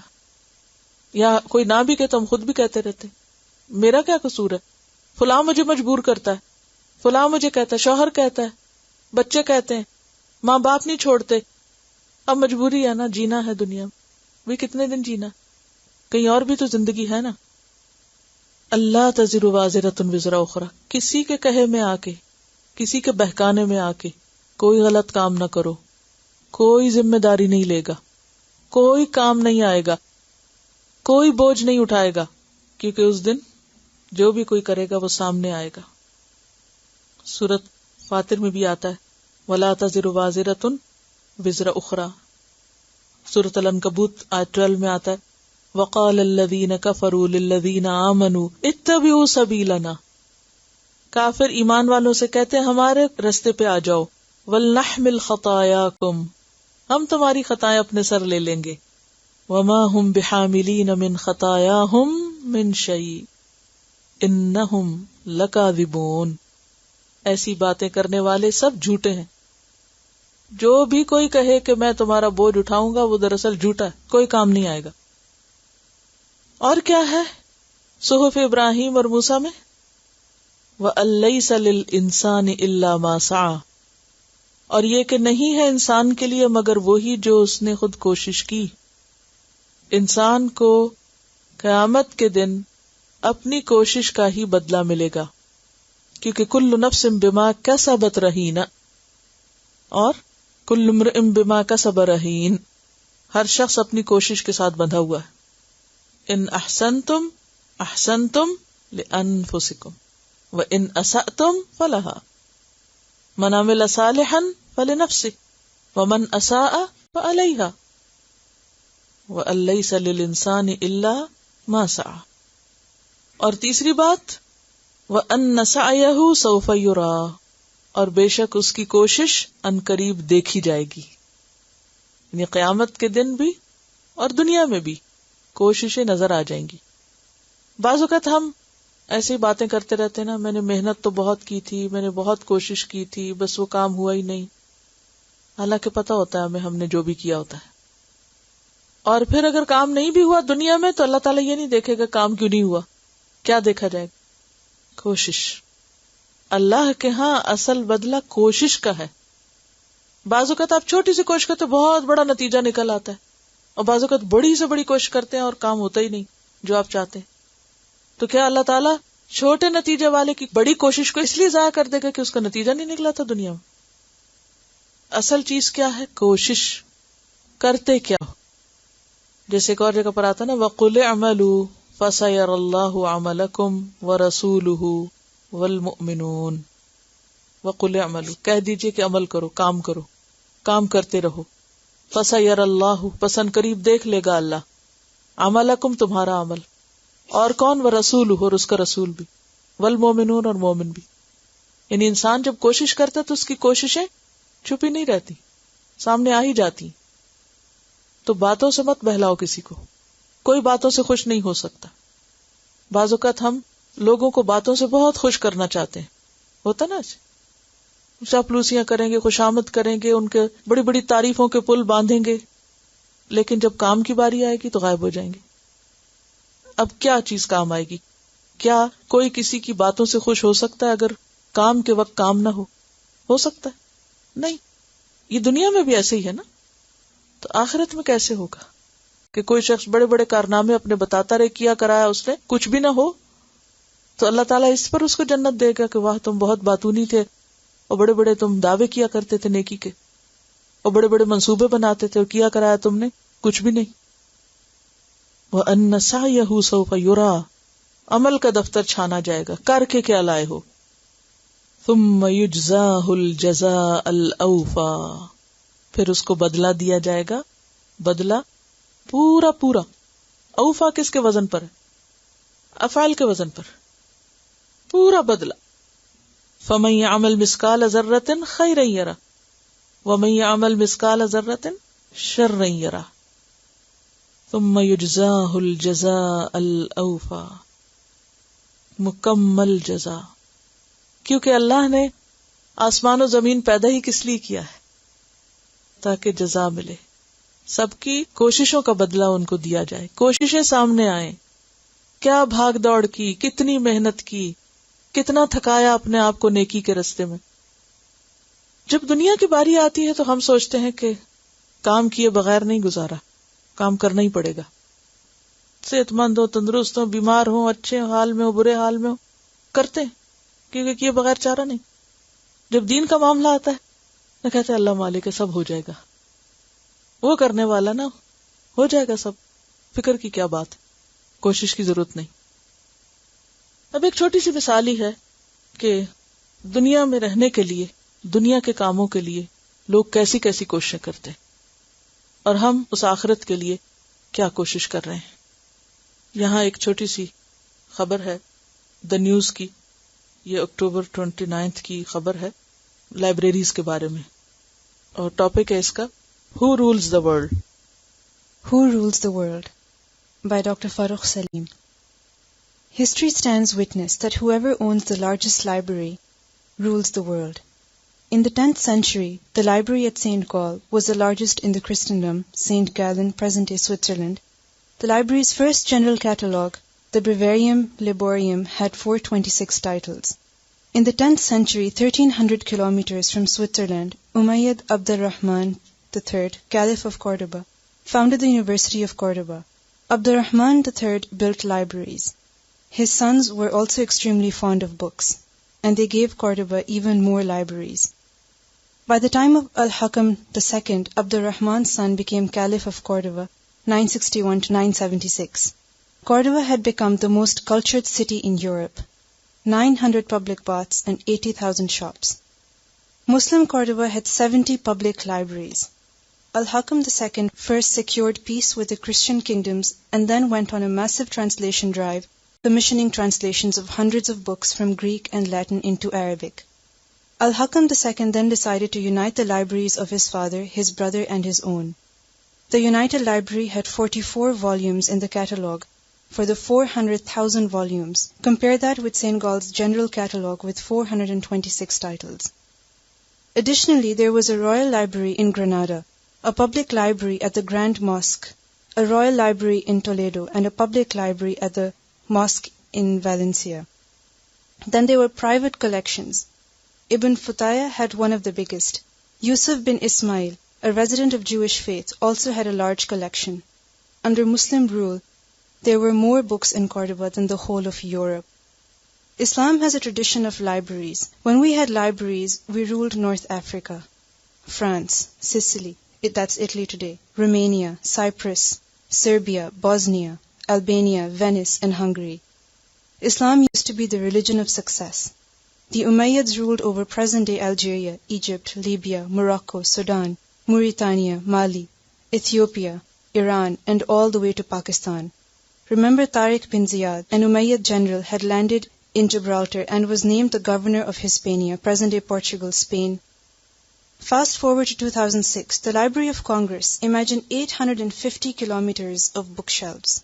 850 kilometers of bookshelves. The motorway to the M2, the Lahore-Islamabad motorway, is 333 kilometers. Imagine 29 million catalogued books and other print materials in 470 languages. More than 58 million manuscripts. 1 million US government publications. 1 million issues of world newspapers spanning the past 3 centuries. 33,000 bound newspaper volumes, 500,000 microfilm reels, over 6,000 comic books, the world's largest collection of legal materials, films, 4.8 million maps, sheet music, and 2.7 million sound recordings. Here are some additional facts about the Library of Congress, the largest library on the face of the planet. It maintains offices in New Delhi, Cairo, Jakarta, Nairobi, and Islamabad to acquire research material. It receives some 22,000 items each working day. Half of its books are in languages other than English. Its law library is the world's largest. Its Asian division has the largest assemblage of Chinese, Japanese, and Korean materials. Its Latin American and Caribbean collections have 10 million items. It has one of the largest rare book collections. Its African and Middle Eastern division has 600,000 volumes. It has the largest collection of Russian language materials outside of Russia.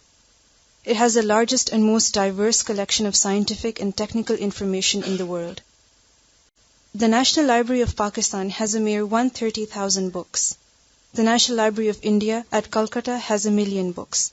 Imagine the Library of Congress has more books than the combined collection at the National Libraries of Brunei, Maldives, Comoro, Djibouti, Qatar, Bahrain, Mauritius, Gambia, Kuwait, Oman, UAE, Albania, Lebanon, Jordan, Libya, Togo, Turkmenistan, Benin, Tajikistan, Azerbaijan, Somalia, Tunisia, Mali, Cameroon, Kazakhstan, Yemen, Saudi Arabia, Uganda, Iraq, Malaysia, Uzbekistan, Afghanistan, Morocco, Algeria, Sudan, Egypt, Iran, Turkey, Nigeria, Bangladesh, Pakistan, Indonesia, Guyana, and Niger. And the OIC claims to represent the interests of 1.2 billion Muslims.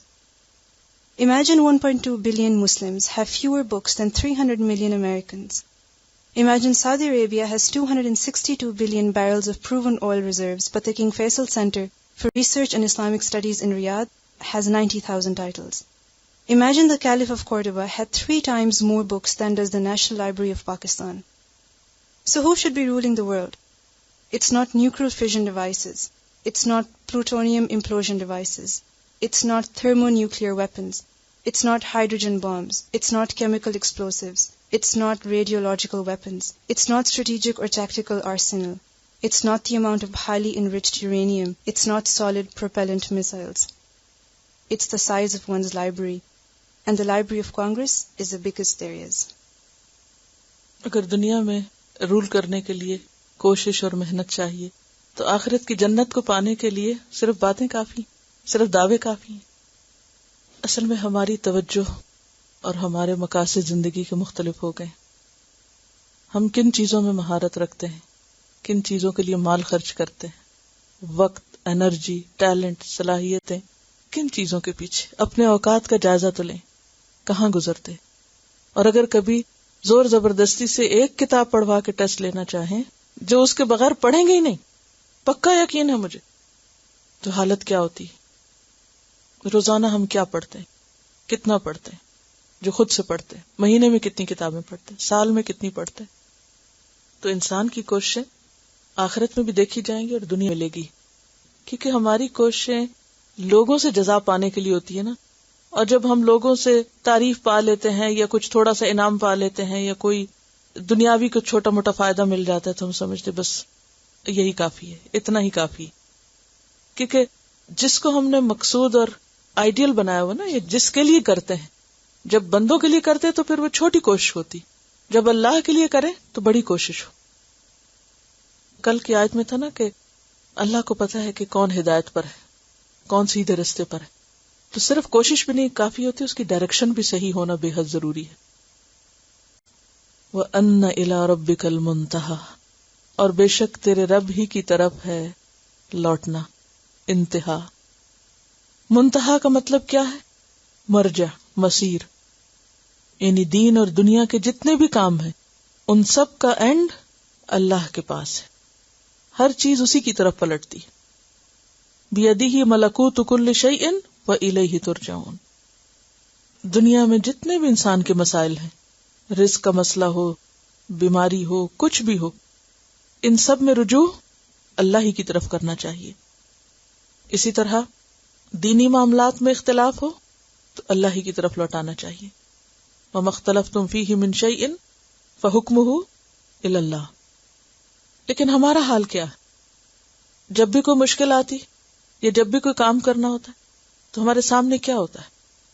ہمارا target کیا ہے؟ ہمارا ہدف کیا ہے؟ Objective کیا ہے؟ کیا سامنے ہوتا ہے؟ کہاں تک جانا ہے؟ آخرت نہیں ہے، منتہا نہیں ہے. تو جب تک منتہا کو سامنے رکھ کے کام نہیں کریں گے، منتہا یا اینڈ کو سامنے رکھ کے جب تک اپنے سفر کا آغاز نہیں کریں گے تو صحیح ڈائریکشن میں نہیں جا سکیں گے. وَأَنَّ إِلَىٰ رَبِّكَ الْمُنتَهَىٰ. لہذا ہر کام اسی کے لیے، کیونکہ جزا اور بدلہ اسی کے پاس ہے. وَأَنَّهُ هُوَ أَضْحَكَ وَأَبْكَىٰ. اور بے شک اسی نے ہنسایا اور اسی نے رلایا. ہنستا کب ہے انسان؟ جب خوش ہوتا ہے. اور روتا کب ہے؟ جب غمگین ہوتا ہے. تو گویا خوشی اور غم کا مالک بھی وہی ہے. وَأَنَّهُ هُوَ أَمَاتَ وَأَحْيَا. اور بے شک اسی نے موت دی اور اسی نے زندگی بخشی. یعنی دنیا میں انسان نہیں مرتا جب تک اللہ نہ چاہے، اور آخرت میں وہی دوبارہ اٹھا کھڑا کرے گا. خلق الموت والحیاة لیبلوکم ایکم احسن عملا. وَأَنَّهُ خَلَقَ الزَّوْجَيْنِ الذَّكَرَ وَالْأُنثَىٰ. اور بے شک اسی نے پیدا کیا زوجین کو، دونوں جوڑوں کو، ذکر اور انثیٰ یعنی مذکر اور مؤنث، مرد اور عورت دونوں کو. یعنی انسان کی دو قسمیں بنائی، اور ہم کیا بنانا چاہتے ہیں اس کو؟ ایک. عورت کو بھی کیا بنانا چاہتے ہیں؟ مرد. اس نے دو بنائی ہیں، صنفین ہے، زوجین ہے، اور عورتیں مرد بننے کی کوشش میں. اس نے جب بنائی مختلف ہے تو ہماری جسمانی قوتیں، ہماری عقلی قوتیں، ہماری فکر، ہماری خواہشات، جذبات، ہماری صلاحیتیں مختلف ہیں، کیونکہ ہم سے مختلف کام چاہیے اللہ کو. اور ہم کس میں خوش ہو رہے ہیں؟ فطرت کے خلاف جا کر، طبیعت کے خلاف جا کر، شریعت کے خلاف جا کر. وَأَنَّهُ خَلَقَ الزَّوْجَيْنِ الذَّكَرَ وَالْأُنثَىٰ. اور یہ اس کی اپنی ایک پلاننگ ہے، یہ کریشن پلان کا ایک حصہ ہے، اور ہر چیز دوسری کی تکمیل کرتی ہے. دونوں ہی اپنی اپنی جگہ ضروری ہیں. اور پھر اسی سے آگے نسل انسانی چلتی ہے. مرد عورت کا رول ادا نہیں کر سکتا، اور عورت کو بھی مرد بن کر اپنے رول پہ کمپرومائز کرنا پڑتا ہے. من نطفۃ، ایک نطفے سے، یعنی اللہ کی شان دیکھو، اس کی قدرت دیکھو کہ نطفہ ایک ہے اور اس سے ذکر اور انثی الگ الگ بنتے ہیں. اذا تمنا، جب وہ ٹپکائی جاتی ہے، یعنی نطفہ ٹپکایا جاتا ہے. تمنا مؤنث ہے اور نطفہ بھی مؤنث، لیکن اردو میں ہم اسے مذکر بولتے ہیں، اس لیے ترجمہ مذکر میں ہو رہا ہے. وَأَنَّ عَلَيْهِ النَّشْأَةَ الْأُخْرَى، اور بے شک اسی کے ذمے ہے دوسری بار پیدا کرنا. نشأ کا وہی روٹ ہے جو انشأکم کا تھا. دوسری بار کی پیدائش بھی اسی کے ذمہ ہے. جس نے اب پیدا کر دیا وہ پھر بھی کرے گا. وَأَنَّهُ هُوَ أَغْنَى وَأَقْنَى، اور بے شک اسی نے غنی کیا، مال بخشا. وَأَقْنَى، اور جائیداد دی. اقنا کا لفظ جو ہے یہ ذرا سمجھنے کا ہے. اقنا اقنا سے ہے، اقنا ان حمزہ سے، عین سے نہیں، وہ قناعت ہے عین والا. اقنا کہتے ہیں ذخیرہ کرنے کو، باقی اور محفوظ رہنے والی جائیداد یا مال. جیسے گھر ہوتا ہے، باغ ہوتے ہیں، اموویبل پراپرٹی جس کو بولتے ہیں. تو اس لیے بعض نے ترجمہ کیا اور جائیداد بخشی. آپ بعض ترجمے میں دیکھیں گے اقنا جائیداد بخشی، اسی نے مال دیا، اسی نے جائیداد بخشی، یعنی موویبل اور اموویبل پراپرٹی اسی کی طرف سے ملی انسان کو، کیونکہ اصل مالک وہ ہے نا، اسی نے محدود ملکیت دی. اور بعض نے اقنا کا معنی فقیر بھی کیا، کیونکہ باب افعال ہے اور افعال کی ایک خصوصیت سلب بھی ہوتی ہے. پڑھی آپ نے یہ سلب، مادہ جو ہے اس کے اندر جو خصوصیت اس کو سلب کر لیتا ہے. جیسے فلس کا معنی پیسہ ہوتا تو افلس، افلاس کس کو کہتے ہیں؟ غربت کو، پیسہ نہ ہونا. تو اسی طرح اقناع کے معنوں میں مال کا نہ رہنا، فقیر ہو جانا، یہ ترجمہ بھی کیا گیا جس کی گنجائش ملتی. اور ابن عباس کہتے ہیں ارضا کا معنی ہے راضی کیا، اسی نے غنی کیا، اسی نے راضی کیا، یا اسی نے فقیر کر دیا، یا اسی نے جائیداد بخشی. وَأَنَّهُ هُوَ رَبُّ الشِّعْرَى، اور بے شک وہی رب ہے شعرا کا. شعرا جو ہے روشن ستارہ ہے جس کی عرب عبادت کرتے تھے، خاص طور پر قبیلہ خزاعہ. قدیم مصری بھی اس کی عبادت کرتے. اصل میں جس موسم میں نکلتا اس میں نیل میں بہت پانی ہوتا تھا، دریائے نیل میں، اور اس سے بہت سارابی شادابی آتی. وہ سمجھتے شاید یہ شعرا کی وجہ سے ہوا ہے، اور اس کو ڈاگ سٹار یا سیریس بھی کہتے ہیں. سیریس نہیں ہے، SIR سے. اور یہ سورج سے 21 یا بعض کے خیال میں 23 گنا بڑا ہے، لیکن چونکہ دور ہے سورج سے 8.6 لائٹ ایئرز کے فاصلے پر ہے، اس لیے اس کی روشنی سورج کے مقابلے میں کم زمین پہ پہنچتی ہے. لیکن چونکہ نمایاں ستارہ ہے اس لیے توجہ کا مرکز رہا لوگوں کے. اور بعض کے خیال میں بارش اس سے برستی ہے، اور یہ سب شرک کی باتیں ہیں جو اہل عرب میں موجود تھی. فرمایا شعرا کچھ نہیں کرتا، وہ رب الشعرا ہے. اور رب کون ہوتا؟ خالق، مالک، مدبر. وہ رب الشعرا ہے جو سب دیتا ہے. وَأَنَّهُ أَهْلَكَ عَادًا الْأُولَى، اور بے شک اسی نے ہلاک کر دیا عاد اولا کو، قوم ہود کو، جو کہتے تھے کہ من اشد منا قوة اولم يروا ان اللہ الذی خلقهم هو اشد منهم قوة. وثمود، اور اسی نے ہلاک کیا سمود کو. فما ابقا، پھر نہ باقی چھوڑا. قوم سمود کون تھی؟ قوم صالح، اصحاب الحجر. اصحاب الحجر کون تھے؟ انجینئرز کی قوم تھی. کیا کیا ان کو؟ ایک کو باقی نہ چھوڑا، سب ختم کر دیے. بڑی بڑی عمارتیں بناتے تھے پہاڑ کھود کے، بہت مضبوط لوگ تھے. لیکن کیا حال کیا ان کا؟ ایسی آفت آئی فَأَصْبَحُوا فِي دِيَارِهِمْ جَاثِمِينَ، گھٹنوں کے بل گرایا ان کو. وَقَوْمَ نُوحٍ، اور قوم نوح، من قبل، اس سے پہلے. کس سے؟ عاد اور سمود سے. انہم کانوا ہم اظلم و اطغا، وہ تو اور بھی بڑے ظالم اور باغی لوگ تھے. انہم، بے شک وہ، اور ضمیر ہے یہاں یا تو قوم نوح کی طرف یا پھر باقی پچھلوں کی طرف بھی. اگر قوم نوح کی طرف ہو تو اس کے بارے میں سورۃ نوح میں تفصیل ملتی ہے کہ واقعی یہ بہت ظالم اور سرکش قسم کے لوگ تھے. ازلم کس کے وزن پر ہے؟ اکبر کے، زیادہ ظالم، جیسے عالم تھا. وہ اطغا زیادہ سرکش، یعنی عاد اور سمود سے بھی سرکش لوگ تھے یہ. نوح علیہ السلام نے اسی لیے کہا تھا نا وَإِنِّي كُلَّمَا دَعَوْتُهُمْ لِتَغْفِرَ لَهُمْ جَعَلُوا أَصَابِعَهُمْ فِي آذَانِهِمْ. ایسے سرکش لوگ تھے، بات سنتے ہی نہیں تھے، کانوں میں انگلیاں دے لیتے تھے.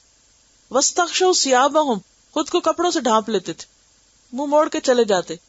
وَأَصَرُّوا، اور اصرار کیا اپنے گناہوں پہ، ہٹ دھرمی پہ. وَاسْتَكْبَرُوا اسْتِكْبَارًا، اور انہوں نے بہت بڑا تکبر کیا تھا. اسی لیے اللہ تعالیٰ نے ان سب کو ڈبو کے رکھ دیا اور کسی کو باقی نہ چھوڑا. کتنا پانی آیا، آسمان سے بھی پانی برسا. فَفَتَحْنَا أَبْوَابَ السَّمَاءِ بِمَاءٍ مُنْهَمِرٍ، اور زمین سے بھی پانی نکلنے لگا. وَفَجَّرْنَا الْأَرْضَ عُيُونًا وَالْتَقَى الْمَاءُ، اوپر نیچے کا پانی مل گیا، آسمان سے آنے والا بھی اور زمین سے نکلنے والا بھی. اور پانی پہاڑوں کی چوٹیوں کو جا پہنچا، نہ بڑوں کو چھوڑا، نہ چھوٹوں کو، نہ بچوں کو، نہ کسی کو، کیونکہ انتہائی ظالم لوگ تھے. حدیث میں آتا ہے، حاکم کی حدیث ہے کہ قوم نوح میں سے ایک عورت جس کے پاس چھوٹا بچہ تھا، جب وہ ڈوبنے لگی تو اس نے اپنے ہاتھ اوپر اٹھائے اور بچے کو اوپر اٹھا دیا کہ میں پہلے ڈوبوں یا بعد میں ڈوبے.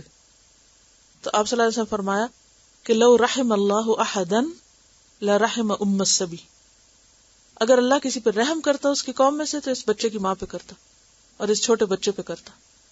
لیکن اللہ نے سب کو ختم کر دیا، کیونکہ نوح علیہ السلام نے کہا تھا یا رب اگر ان میں سے تو کسی ایک کو بھی چھوڑے گا لم یلدوا الا فاجرا کفارا، ان کی اولادیں بھی فاجر و کافر ہوں گی. لا تذر علی الارض من الکافرین دیارا، یا اللہ اس زمین پر کافروں کا ایک گھر نہ چھوڑ. اور اللہ نے ان کی دعا سن لی اور سب کو ملیا میٹ کر دیا. یہ سزا تھی کس کی؟ ظلم اور سرکشی کی، کہ اللہ سے کون بھاگ سکتا ہے. انہم کانوا ہم اظلم واطغى، انتہائی سرکش لوگ تھے، انتہائی متکبر. یا پھر اشارہ ہے کہ وہ قریش سے بڑھ کر ظالم و سرکش تھے. تو قریش ان کو اللہ نے پکڑ لیا، تمہیں کہاں چھوڑے گا اگر تم باز نہیں آتے. والمؤتفکۃ اہوا، اور اندھائی ہوئی بستیوں کو، الٹائی ہوئی بستیوں کو اہوا، اس نے دے مارا اوپر سے نیچے. اہوا کیا ہوتا ہے؟ اوپر سے نیچے مارنا. ہوا کیا ہوتا ہے؟ خواہش نفس.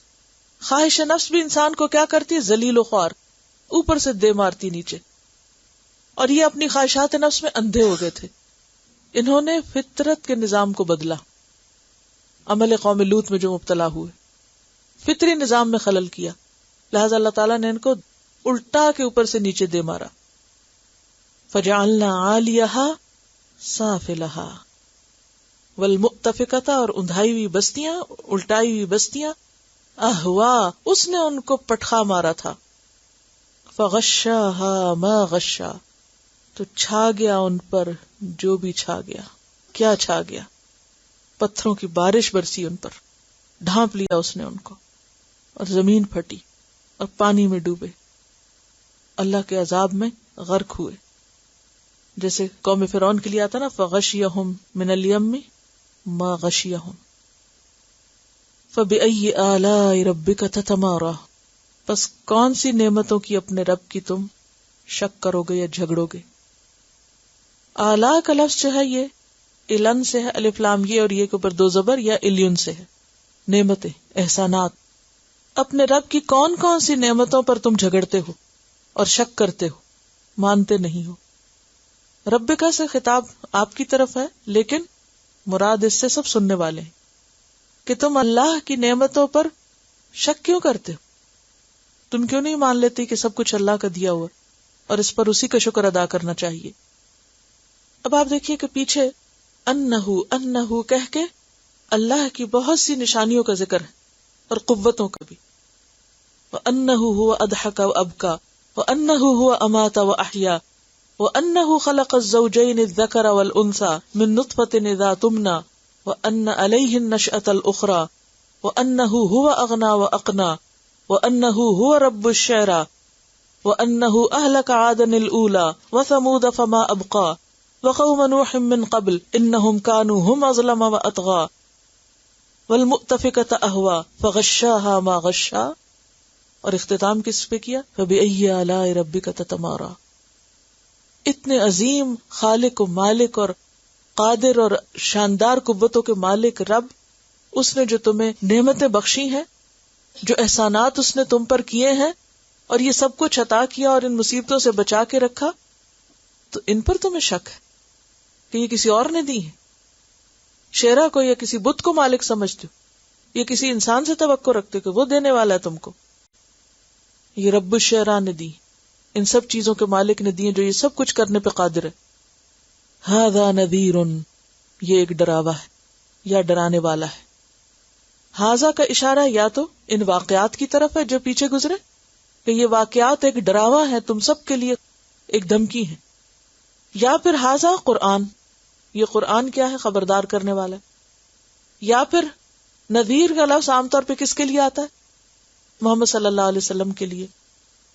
من النذر، نذر نذیر کی جمع، الاولا پہلے ڈراووں میں سے یہ بھی ایک ڈراوا، جیسے پہلی قوموں کو ڈرایا گیا تھا، تمہیں بھی ڈرایا جا رہا ہے۔ یا یہ کہ محمد صلی اللہ علیہ وسلم کو نئے رسول نہیں، قل ما کنت بدعا من الرسل، جیسے پہلے رسول آئے ڈرانے والے، ایسے ہی یہ بھی ایک رسول ہے۔ ازفت الازفہ، قریب آ لگی ہے، قریب آنے والی، یہ قیامت کا صفاتی نام ہے۔ آزفہ سے کیا مراد ہے؟ قیامت، جیسے سورۃ غافر 18 میں آتا ہے وَأَنذِرْهُمْ يَوْمَ الْآزِفَةِ، ڈراؤ ان کو قیامت کے دن سے، قریب آ گئی، قریب آنے والی، جیسے آتا ہے نا اقتربت الساعۃ، یا پھر وَمَا يُدْرِيكَ لَعَلَّ السَّاعَةَ تَكُونُ قَرِيبًا، لَيْسَ لَهَا مِن دُونِ اللَّهِ كَاشِفَةٌ، نہیں ہے اللہ کے سوا کوئی اس کو کھولنے والا یعنی ظاہر کرنے والا، لَا يُجَلِّيهَا لِوَقْتِهَا إِلَّا هُوَ، سورۃ اعراف 187 میں آتا ہے اللہ ہی اس کو ظاہر کرے گا اور اس کے وقت پر۔ جبریل علیہ السلام نے بھی کہا تھا نا کہ اخبرنی عن الساعہ، آپ صلی اللہ علیہ وسلم کے پاس جب طالب علم بن کر آئے تھے کہ مجھے بتائیے قیامت کے بارے میں کہ کب آئے گی، تو آپ نے کیا فرمایا تھا؟ مل مسئول عنہا بعالم من السائل، جس سے پوچھا جا رہا ہے وہ پوچھنے والے سے زیادہ نہیں جانتا۔ تو لیس لہا من دون اللہ کاشفہ، اللہ کے سوا کوئی جان اس کو کھولنے والی نہیں، ظاہر کرنے والی نہیں، اللہ ہی اس کو اپنے وقت پہ ظاہر کرے گا۔ کیونکہ یہ جو کہا گیا نا کہ قریب آ گئی ہے، تو لوگ کہتے ہیں اچھا ابھی تک تو نہیں آئی، 14 سال گزر گئے، پھر کیا قریب آئی؟ اس قریب کا معنی بھی اللہ ہی کو پتا ہے۔ اور قیامت کے دن جب انسان ہمیشہ کی زندگی دیکھے گا تو یہ دنیا اس کو دن کی ایک گھڑی لگے گی، تو اس دن کی ایک گھڑی میں تو بہت قریب ہے نا وہ۔ افمن ھذا الحدیث تعجبون، کیا پھر تم اس بات پر تعجب کرتے ہو؟ ابھی ھذا الحدیث کون سی؟ یا تو یہ پیچھے والی بات قیامت کا آنا، یا پھر قرآن کی طرف اشارہ ہے، جیسے بل عجبوا ان جاءہم منذر منہم فقال الکافرون ھذا شیء عجیب، یہ توحید کی دعوت جو تھی، اجعل الآلہۃ الہا واحدا ان ھذا لشیء عجاب۔ افمن ھذا الحدیث تعجبون وتضحکون ولا تبکون، اور قیامت کا تذکرہ سن کے پڑھ کے ہنستے ہو تم اور روتے نہیں ہو، یعنی کس قدر غافل لوگ ہو تم۔ وہ دن جس کا ذکر آئے تو رونا چاہیے خوف کے مارے، تم کس قدر نادان ہو کہ اس پہ ہنستے ہو۔ اب دیکھیں نا، عام حالات میں بھی اگر رونے کے موقع پر مثلا کوئی فوت ہو جائے اور کوئی ہنسنا شروع کر دے تو کیا کہیں گے؟ یعنی اس کو احمق کہیں گے، بے وقوف کہیں گے، کس قدر ناسمجھ ہے کہ رونے کے وقت پہ ہنس رہا ہے۔ یعنی موت کا ذکر، قیامت کا ذکر تو رلانے والا ہے، اور تم ہنس رہے ہو۔ وَتَضْحَكُونَ وَلَا تَبْكُونَ وَأَنْتُمْ سَامِدُونَ، اور تم غافل ہو یا گاتے بجاتے ہو، کیونکہ سامدون کا لفظ سمد سے ہے، سامد کی جمع ہے سامدون، اور سامد کہتے ہیں وہ شخص جو غفلت اور بے پرواہی میں سر اٹھا کے جا رہا ہو۔ جیسے کوئی ناسمجھ شخص چل رہا ہے تو ہم کہتے کیا منہ اٹھائے جا رہے ہو، بلا کو دیکھو کیسے منہ اٹھا کے جا رہا ہے۔ تو منہ اٹھا کے جانا کیا ہوتا ہے؟ بے پرواہ ہو کے، غافل ہو کے جانا۔ وانتم سامدون، ایسے منہ اٹھائے جا رہے ہو، بازار میں چل رہے ہو، ادھر جا رہے ہو ادھر جا رہے ہو، کوئی فکر نہیں کہ کوئی مرنا ہے، آخرت آئے گی، قیامت آئے گی، حساب کتاب ہوگا۔ یعنی آپ دیکھیں، موت انسان کے انتظار میں کھڑی ہو، قیامت آگے ہو، اور انسان غافل ہو کہ اس دنیا میں جیے، یہ کتنی حیرانی کی بات ہے، کتنی عجیب بات ہے نا۔ بندہ مومن کس طرح جیتا ہے کہ اس کا دل ہر وقت موت اور آخرت کے خیال سے پکڑا رہتا ہے، وہ غافل نہیں ہو سکتا۔ یہاں اللہ تعالیٰ ان تعجب کرنے والوں پہ تعجب کر رہے ہیں. وَتَضْحَكُونَ وَلَا تَبْكُونَ وَأَنْتُمْ سَامِدُونَ. اور پھر قرآن جیسی بہترین نعمت پر تمہیں جو کچھ بھی بتایا جا رہا ہے اس پہ تم سنجیدہ نہیں ہوتے. وَتَضْحَكُونَ وَلَا تَبْكُونَ. قرآن پڑھ کے روتے نہیں ہو، ہنستے ہو، بے پرواہی اختیار کرتے ہو، سنجیدہ ہی نہیں ہوتے. وَأَنْتُمْ سَامِدُونَ. اور تم غافل بنے ہوئے ہو. اور سمدہ کا معنی، ایک معنی تو سمدہ کا کیا ہے، کسی کام میں مشغول ہو کر غفلت میں پڑھ کے اصل کام کو چھوڑ دینا، کھیل کود میں لگ کے، کھیل کود میں پڑھ کے اصل کام سے غافل ہو جانا. اور ابن عباس اور اکرمہ اور ابو عبیدہ نحوی نے کہا کہ یمنی زبان میں سمود گانے بجانے کو کہتے ہیں، کیونکہ کفار کا طریقہ کیا تھا کہ جب قرآن سنایا جاتا تو کیا کہتے، لا تسمعوا لهذا القرآن، کیا کرو، والغوا فیہ، اس میں شور مچا دو، گاؤ بجاؤ. الغا کیا کہتے، چڑیوں کی چون چوں کو. لغن کیا ہوتا ہے، چڑیوں کا چہچہانا. تو چڑیوں کا چہچہانا ایک میوزک ہے نا ایک طرح سے. یعنی کہ جب کوئی قرآن بتائے، پڑھائے، سیکھے، سکھائے، کوئی اس سے نصیحت کرے تو کیا کرو، لوگوں کو کسی اور چیز میں مشغول کر دو تاکہ کوئی توجہ نہ کرے. تو سمود کا ایک معنی گانا بجانا بھی ہے. ایک معنی کیا ہے، غافل ہونا. دوسرا معنی گانا بجانا. اور تیسرا معنی تکبر کے طور پر سر نڑانا. نبی صلی اللہ علیہ وسلم کہیں جا رہے ہوتے تھے تو آپ کے جو مخالف تھے وہ آپ کو دیکھ کر سر جھٹک کے تکبر کے مارے نفرت کا اظہار کرتے ہوئے گزرتے تھے. کبھی آپ کو بھی اندازہ ہوا ہوگا، آپ ڈرائیو کرتے ہوئے جا رہے ہیں اور کسی نے آپ کا حجاب دیکھ لیا تو کیسے گزرتے ہیں پاس سے. تو وہ بھی آپ صلی اللہ علیہ وسلم جب ان کے بیچ میں رہتے تھے نا، جب کہیں جا رہے ہوتے تھے تو وہ ایسے ہی سر جھٹکتے تھے، ان پہ نفرت کا اظہار کرتے تھے. تو ابن عباس نے رفع الرأس تکبرن کا معنی لیا ہے کہ تکبر کے ساتھ سر اٹھانا، اکڑ کے گزرنا پاس سے. جیسے قوم نوح بھی، وَإِنِّي كُلَّمَا دَعَوْتُهُمْ لِتَغْفِرَ لَهُمْ جَعَلُوا أَصَابِعَهُمْ فِي آذَانِهِمْ وَاسْتَغْشَوْا ثِيَابَهُمْ وَأَصَرُّوا وَاسْتَكْبَرُوا اسْتِكْبَارًا. تو یہاں یہ بھی تکبر کرتے تھے. أَفَمِنْ هَذَا الْحَدِيثِ تَعْجَبُونَ وَتَضْحَكُونَ وَلَا تَبْكُونَ وَأَنْتُمْ سَامِدُونَ فَاسْجُدُوا لِلَّهِ وَاعْبُدُوا. کرنے کا کام کیا ہے، اللہ کے آگے جھک جاؤ اور اسی کی عبادت کرو. وَاعْبُدُوا، کیونکہ اللہ نے پیدا ہی تم کو اپنی عبادت کے لیے کیا ہے. تکبر نہ کرو، سر نہ اٹھاؤ، شور نہ مچاؤ، اس قرآن پہ تعجب نہ کرو، اس کو سنجیدگی سے لو، اور جو کرنے کا کام ہے وہ کرو تاکہ اللہ کے عذاب سے بچ سکو. اور یہاں فسجدو کا لفظ جو ہے یہ محض خالی سجدہ ہی نہیں، صرف سجدہ تلاوت ہی نہیں، بلکہ نماز کی طرف اشارہ ہے، کیونکہ آگے وعبدو کا لفظ آ رہا ہے مزید تاکید کے لیے کہ سجدہ عبادت ہے. تلاوت کہ لوگ اس کو سن کر اللہ کی عبادت کی طرف مائل ہوں. یعنی سورت کے شروع میں جو علم اور معرفت کی بات کی گئی، آغاز میں کیا کہا، وَالنَّجْمِ اِذَا هَوَا، ستارہ گرا، اور ستاروں کا گرنا بھی کیا ہے، ایک طرح سے اللہ کے آگے جھکنا، اللہ کی بات ماننا. اور پھر کس طرح کس اہتمام اور شان کے ساتھ اس قرآن کو نازل کیا گیا، اور پھر زندگی میں کرنے کے کام بتائے گئے، نہ کرنے والوں کا انجام بتایا گیا، زندگی کے مقصد پہ بات ہوئی، آغاز اور اختتام پہ بات ہوئی، اور پھر اختتام پر دوبارہ قرآن کی بات ہے اور اللہ کے آگے جھکنے کی بات ہے اور اس طرف سے غفلت کو چھوڑنے کی بات ہے. آخرت کے انجام کے لیے صحیح رستے کا اختیار کرنا، اس کے لیے کوشش کرنا، چلتے رہنا اور صحیح علم حاصل کرنا، کیونکہ صحیح عبادت کے لیے کیا چاہیے، صحیح علم چاہیے، اور وہ علم اسی کتاب سے حاصل ہوتا ہے. اور پھر وَأَلَّيْسَ لِلْإِنسَانِ إِلَّا مَا سَعَىٰ وَأَنَّ سَعْيَهُ سَوْفَ يُرَىٰ. اصل چیز ہے کوشش، اور اس کوشش کے لیے اپنے آپ کو جھکا دو. اوکے، سبحانک اللہم وبحمدک نشہد ان لا الہ الا انت نستغفرک ونتوب الیک. السلام علیکم ورحمۃ اللہ وبرکاتہ.